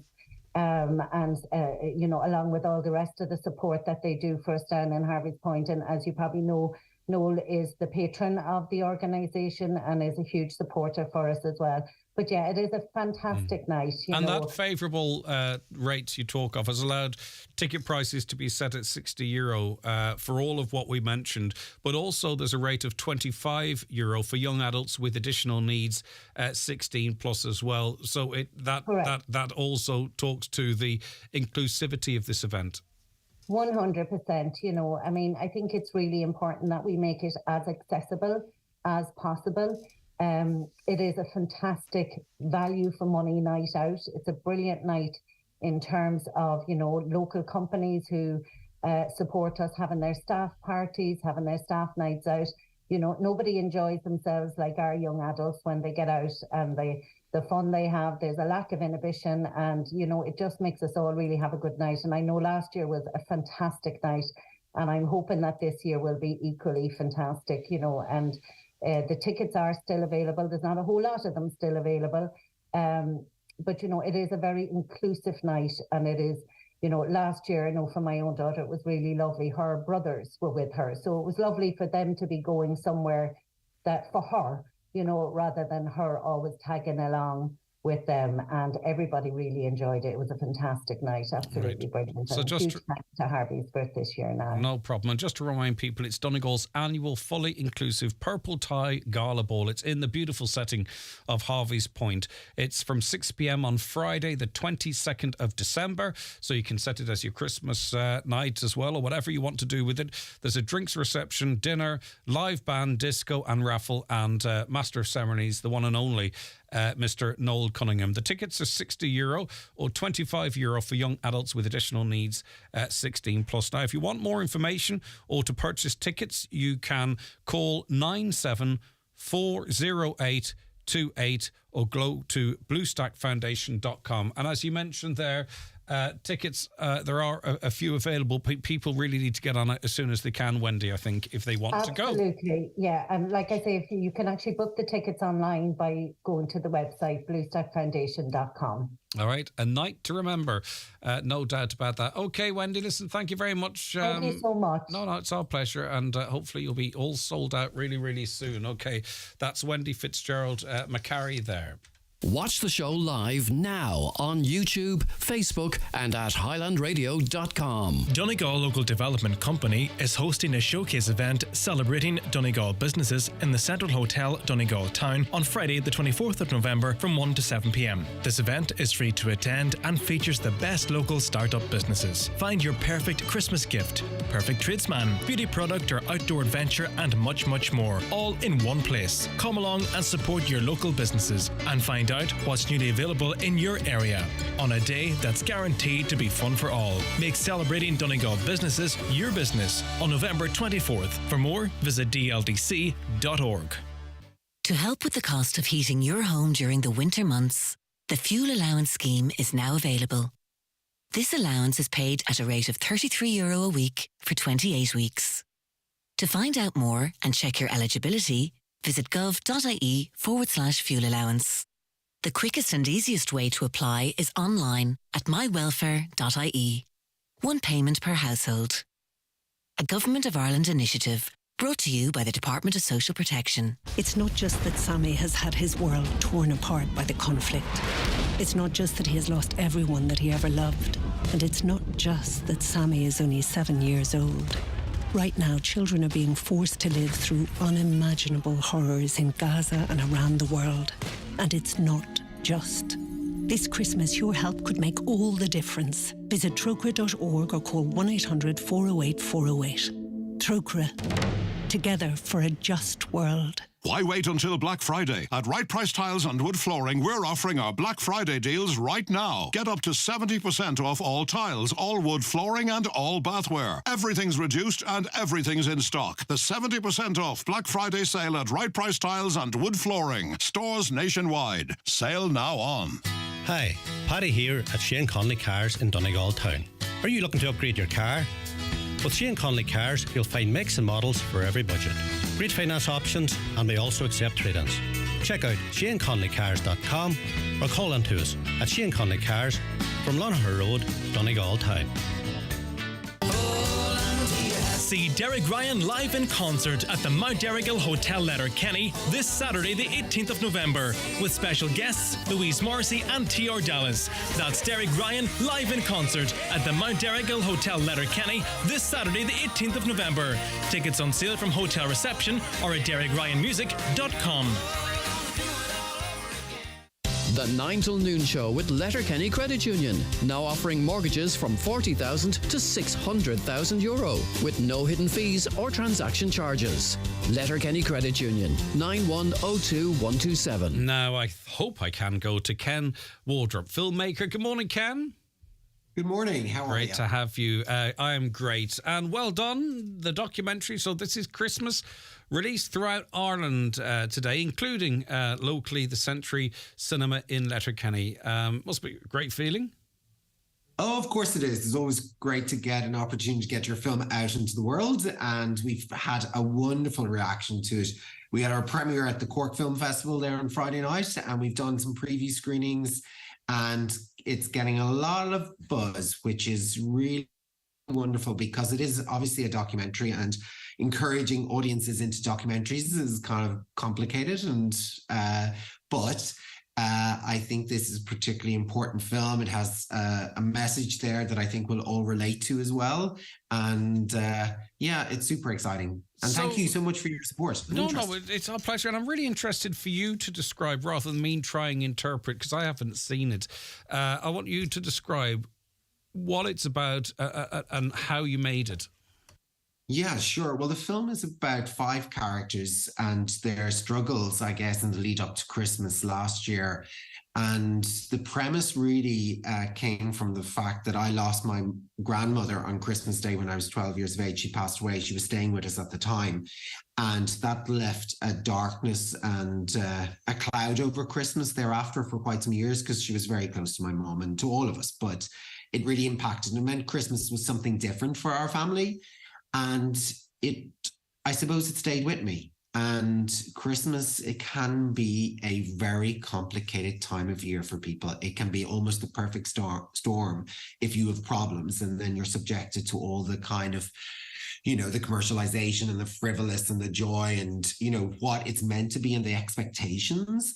And I just thought it would be interesting to throw a light on that and see what real lives are like as opposed to the Instagrammable ones that we see. And I suppose you have to strike a balance in that because, especially as it being released into Christmas, you don't want to say, how dare you enjoy Christmas, because it's not like that for other people. Do you know what I mean? That's not what you want to do. You want maybe people to think and reflect and enjoy Christmas even more, or maybe even think about things a little more. Oh, absolutely. I mean, it's only, I've thrown out something for us all to think about. It is full. This film has lots of humor, lots of joy, but most importantly, even though there's a lot of tears and darkness in this, there is so much to hope because these people are so resilient. And I think that was something that came out of to be honest, the first working title for the film was I Hate Christmas. So it was going to be a more irreverent approach to it all. And then I suddenly started to meet all these wonderful people and they changed my perspective on it. So I'd like to take some of the credit, but I'm afraid I can't take all of it because it was through their stories and what they taught me about life and the meaning behind Christmas, really. And it has come out to be quite a special film like that. And it's not a downer by any means. And it's not out there to ruin people's Christmas, because I like Christmas as much as anybody else. But the thing that I hang on to, the memories that I have, and this will be poignant for myself to explain, but some of the memories that I have about Christmas are like my mum having the fire in the good room. I think we'll all know that there's the good room that only gets used once or twice a year sometimes. And and it was coming down and that fire being lit and lying down on the carpet and playing with the toys. And that's what I don't remember the toys, but I remembered the feeling I had. And I think that's what I wanted to create with this film. And this year, and it's kind of ironic and terrible at the same time, but I lost my mum this year, earlier in the summer. And Christmas for me now this year is going to be, you know, a difficult time of year. And although I have my own other worries, apart from grief, it's just the addition now of grief and the memories and all that I'll have around the kitchen table, and just seeing her empty seat will be make it very different, to say the least. So, and let's face it, the Irish mammy makes Christmas. They are the heart and soul of it all, especially in our eyes. So I think, anyway, as I said, it is full of joy and it's full of love. Yeah, very sorry for your loss, Ken. It's clear that both your mother and your granny meant so much to you. And we all deal with things in different ways. But as we do get older, Christmas does change. And I think even if you have a sadness in your life that's not, or a loss in your life that's not around Christmas, you do feel it even more so at Christmas, and for some they can celebrate that, and for others they can't celebrate at all, and that's what makes us all different, isn't it, how we deal with these things. But I hope you have lots of very loving people around you nonetheless, Ken, for Christmas. Do we know when, or do you know when it'll get a release outside of the cinema? I know these wheels can turn quite slowly, or maybe you've got something in place. We want to encourage people to get along to the Century Cinema and watch it, of course, on the big screen as you intended when you were making it. But when do you think we might, is there any other platform secured at this point, Ken? Well, of course there will be down the line, but essentially we've got a window of opportunity to get it out in the cinemas. And you're right, people have to see this in the cinema, because even though it's a documentary, it's not a fly in the wall thing. It's not like we were running around with a camera. We actually were shooting on 35mm. I had 9 crew. It looks absolutely spectacular. And it has, the music has been scored by Emer Noon, who was the first lady ever to conduct the Oscars orchestra. So it has that big feel to it. So I don't want to even talk about the future and any of those. Let's go to the cinema. Yeah, okay. It's all about the cinema. And you know what it is? It is a shared experience. And having had the responses to this movie and coming out and hearing audience talking about, you can sense that people want to talk about this and they want to share, and they're holding hands during the experience and so forth, because these people that feature in the film are so familiar to us all. They could be our neighbors, our cousins, our friends, you know, and I think so. I'm not going to go there, basically. I hear you. Ken, look after yourself. Congratulations. So and I hope it gets the audiences it certainly deserves, by the way you've described it and the audience reactions so far. Thanks for your time. Thank you. All right, it's been great having you on the programme. Take care. That is Ken Warder, filmmaker there. More from our 2 guests in studio, Michael and Connor, after these. But before I go, it's going to be the last shout here. I just want to remind you what Kellys are doing. They're getting ready for the Santa season, and they're celebrating their community this Christmas. They're going to be working with Little Angels and raising funds over the festive season. And they have a number of giveaways in store and on social media. And there'll be golden tickets in stores with discounts and a grand prize. And you may see the team out and about with a very special guest. And as December 25th approaches, I wonder, is it you know who? But anyway, today, one lucky listener will win a €50 fuel voucher to fuel up at Circle K. The question is, what is the name of the robot now working in Kelly's Diner in the Mountaintop? Is it A, Oreo, or is it B, Marchine? Text or WhatsApp 086 60 25,000. Caroline, you checked that question, did you? It's not my fault if anyone gets upset, all right? But text in your answer, your name and where you're from. It's fun, but I've tried to have fun before and got in trouble. But anyway, it's Caroline's question.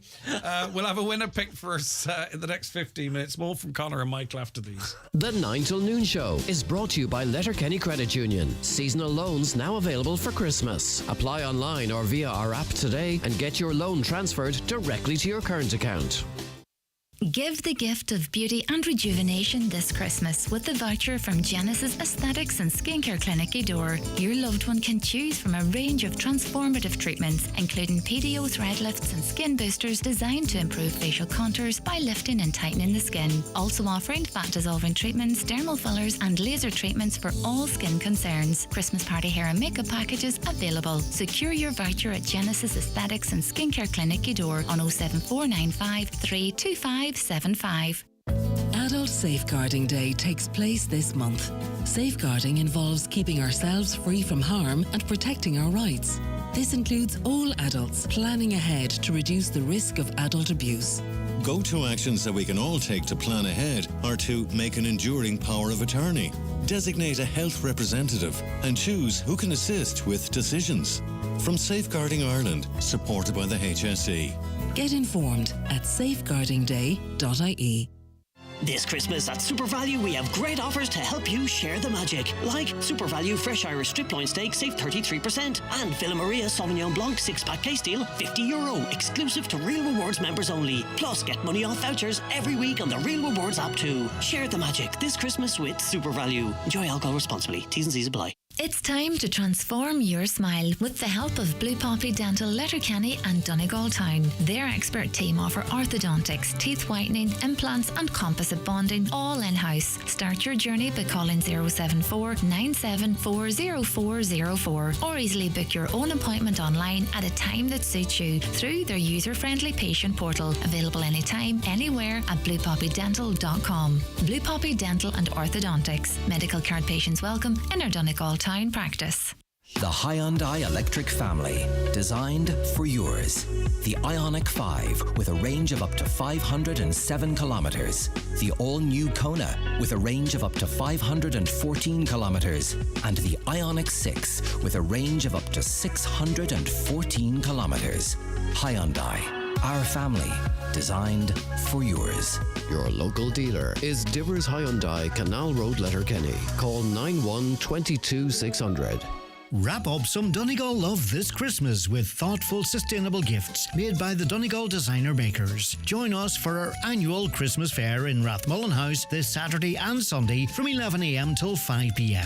A weekend of festive food, drinks and stress-free gift shopping. Highland Radio weather updates brought to you by Grant. From condensing oil and HVO biofuel boilers to heat pumps and underfloor heating, you can trust Grant to heat your home. Visit grant.ie. Okay, so it'll become increasingly cloudy this afternoon. Rain will spread northeastwards this evening.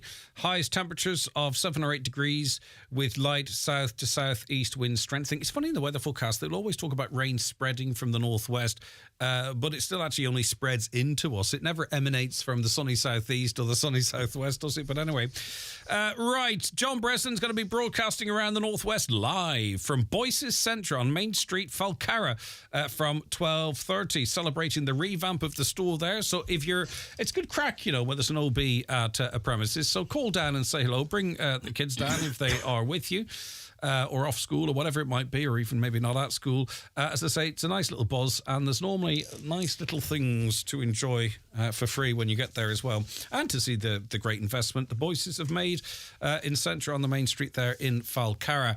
Hi, Highland radio station. Does anyone of your listeners know when the movie In the Land of Saints and Sinners on Netflix, or when it's going to be in the cinema? Now, this is the Liam Neeson film that was shot an awful lot down the south of the county. I was checking Wikipedia and other sources. I thought it was coming up. Have you checked since? No. You don't know? I'm waiting I have on no this. clue. So I presume it's going to be a limited cinema release on Netflix, but there's no indication as of yet when it's going to be shown, or I haven't got it. Maybe listeners out there have the inside line. Two things I watched this week and would highly recommend. Convicted on Netflix. Someone reinvestigates their cases. It's great. Another, The Billionaire, the Butler and the Boyfriend. Can't say too much without giving it away, but definitely worth a watch. The Billionaire, the Butler and the Boyfriend. Sounds like quite the triangle there. Hi, Greg and the TV treats. That's used to. I'm assuming you saw the Toy Show ad last night. I'm reminded that I remember Gabo enjoying it better than Pat. I did see it on socials. I thought they've done it really well there. Although there was a memorable moment when a caller brazenly only wanted the 10k and Pat tore up 2 Toy Show tickets after being rebuffed. As far as I know, that carried on in the media for days. Can you tell head of social media, Katie, that she can catch more festive films on Christmas 24 and a premiere most Saturdays from the US, as I've taped these, but you can't with Channel 5. Dirty Dozen on 5 tonight for Michael, but I'm sure they've done a Christmas special. And tell Michael, Brie Larson sequel, it was okay, funny, but not marvellous. Okay. And I've heard of Snakes on a Plane, but Cats on a Rocket. Funnily enough, Samuel L. Jackson was in both.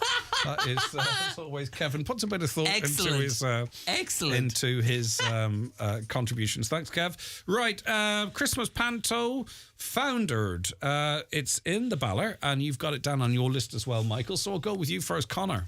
Oh, I thought you were saying. I know. You really threw the curveball. That's a kind of fleet-footed presentation style. Award-winning, let me mention. We're just over a week away now from opening. It opens on Saturday, January 25th. So it is essentially, it's Frozen, but we've Donegalicized the name to Foundered. Which is brilliant. I laughed when I read the thing last. Do you know what? Laughed so much. We're getting a great reaction off people for it. And so instead of Let It Go, it's like cop yourself on. Well, do you know, I was going to say that because we were trying to rack our brains and go, what could you put in? What would be a Donegalicized version of Let It Go? Dry your eyes, no. You know. Did you actually come up with something? So do you Donegal Lies the songs as well? I don't know. I'm not involved in that end of it. Right, okay, exciting. So kind of, we had this kind of this was when they came up with the idea. It's the Butt Drama Circle's panto. So when they come up there, we're doing Frozen. We're going to call it Foundered, and we had that conversation. But I don't know if it ever got anywhere. They might have progressed in rehearsal since. But anyone has a last minute suggestion there for a Donegal-sized version of Let It Go? You'll be grand. Yeah, you'll be grand. Yeah, you'll be grand. Yeah, you'll be grand. Yeah. Cop Over your head. Cop yourself. Let it go. Cop yourself. Well, cop yourself on. No, Let It Go is more like let it go. It's more zen, like, you know. Yeah, let it go. Let it go. Anyway, yes, that's not really. This is like we've just decided to make a. We've just decided. No, it's actually made. It's rehearsed. It's ready to go, folks. We're ready to do it. And it's next. It starts next Saturday, the 25th. People love the panto. For some people, it's the toy show. For some people, it's the panto that starts it off, Michael. Because by the 25th of November, even your Scrooges are going to have to concede we're in the Christmas period. Yeah, you're at that. Yeah, it's running from the 25th to the 9th of December on different days. You got the Saturday, Sunday, Wednesday, Thursday, Friday, then the Saturday, Sunday, then the Tuesday, Wednesday, Thursday, Friday, and then it finishes up on the Saturday at the 9th. I mean, they're going to be packed houses. Pantos, it's a huge family thing across the region, obviously, and people are going to be excited about it. And I read this last night, and I was chuckling away. I was like, I love it, Foundered. And it is Frozen, but it's... I should warn people that 7 of the 12 shows are sold out already. Yeah. The Saturdays and Sundays are the matinees. They're 4 o'clock. Oh, right, yeah. The weekday shows are 8 o'clock. But essentially, I think all the matinees are sold out, and the Fridays. So you're left with the Wednesday. You don't really have to market that much, do you, for that to happen? That's not to do the marketing team any disservice, but I mean that's a huge response, really, isn't it? It is, and I think it might be. It's pretty similar every year, and it just is the fact that it's the institution of the panto, and it's always on. It's the last week in November it starts, and as you say, for a lot of people, especially in the Twin Towns area, the start of the panto is right. It's officially Christmas season. The panto is on now, and so you have it. You have the Christmas lights going on in the town. You have the panto starting. McElhenney's window, and just. It has just become an institution. Yeah. Essentially, I'll still take the credit for it, but essentially it sells itself. I think it sells itself, Connor. You do well throughout the rest of the year. You get enough for it now. But it was more just that it's reputational, you see. People know they're going to get something, and that's because people don't go back to something unless they know what to expect. Yeah, and we're fussy. We're fussy 100%, folks. Yeah, and in fairness to the Butt Drama Circle, they do put on a great show every year, and they keep the prices really, really reasonable. Yeah, I mean, so it's Foundered. €12 for an adult is Foundered. Foundered. The Christmas panto. It starts Saturday, the 25th of November. On runs till Saturday, the 9th of December. Is effectively Christmas. Christmas. One of the biggest debates was: do we spell it Foundered, or do we use an apostrophe? Foundered. Yeah. Founder apostrophe D. You think? I don't know. I think so. What do you think? I can see it working. I with the apostrophe. I love the discussions like that happen. I think the play on words come across a bit, but the play on words comes across a bit more if it's more casually written. Yeah. Do you know? Right, okay, Foundered, the Christmas panto. Check the website. Suss out availability there. But matinees are sold out? Matinees are sold out. Okay, save people searching for that. All right, okay. Yeah, you're looking at your Tuesday, Wednesday, Thursday. All right, okay. Anything festive for you in the last 2 minutes here? It's not festive, but I'm ridiculously excited that The Dirty Dozen is on tonight. That was a great message that came in. I want to see that again. It's another one of those, I've been revisiting, obviously, the Clint Eastwood movies and stuff like that with the Man with No Name trilogy and stuff like that. But The Dirty Dozen is right in my wheelhouse. And I looked to see what was coming up because I like to throw on something terrestrial on the thing, but I didn't see that, so I'm delighted. That's on tonight, he said. So excellent. Excellent. All right, okay. It's not very festive, but I'm gladdened my heart. I still have time to speak to you, but I just want to make sure that I announce the winner. Oreo, of course, is the name of the super robot at Kelly Centre, and I saw it in action yesterday. It's quite cool.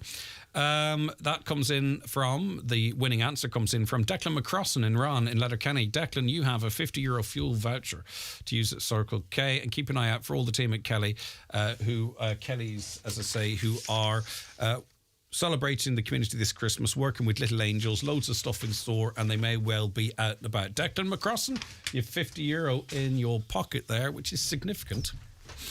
Yep. Right, so Connor, are you Christmassy? Not really. No, I didn't think you were going to be. Too cool for school. Because, I just can't see you and the family in matching Christmas pyjamas on Instagram. No. That's all. I'm kind of... mellowing? I'm being reintroduced through the eyes of the children. Yeah, of course, yeah. Yeah, but now they're kind of 16 and 14, so they're growing tired of it as well. So it's gone back down in the trough. But no, I do kind of just enjoy the days of doing nothing. And yeah, exactly. And that's what the whole idea is. You take from it what you will, don't you? I mean, whatever you feel most comfortable with. What about you, Michael? I'm not very Christmassy. I mean, we don't. There's 3 lads sharing the house. We don't put up a Christmas tree. We don't. Come on. We don't. No. If I put up a Christmas tree or suggested to the other 2, they would immediately wonder what the heck was wrong with me. We don't bother with that. We mark it in our own way, and I do my own things. I like to save up Christmas episodes of sitcoms, like a Christmas Cheers or a Cheers episode or something like that.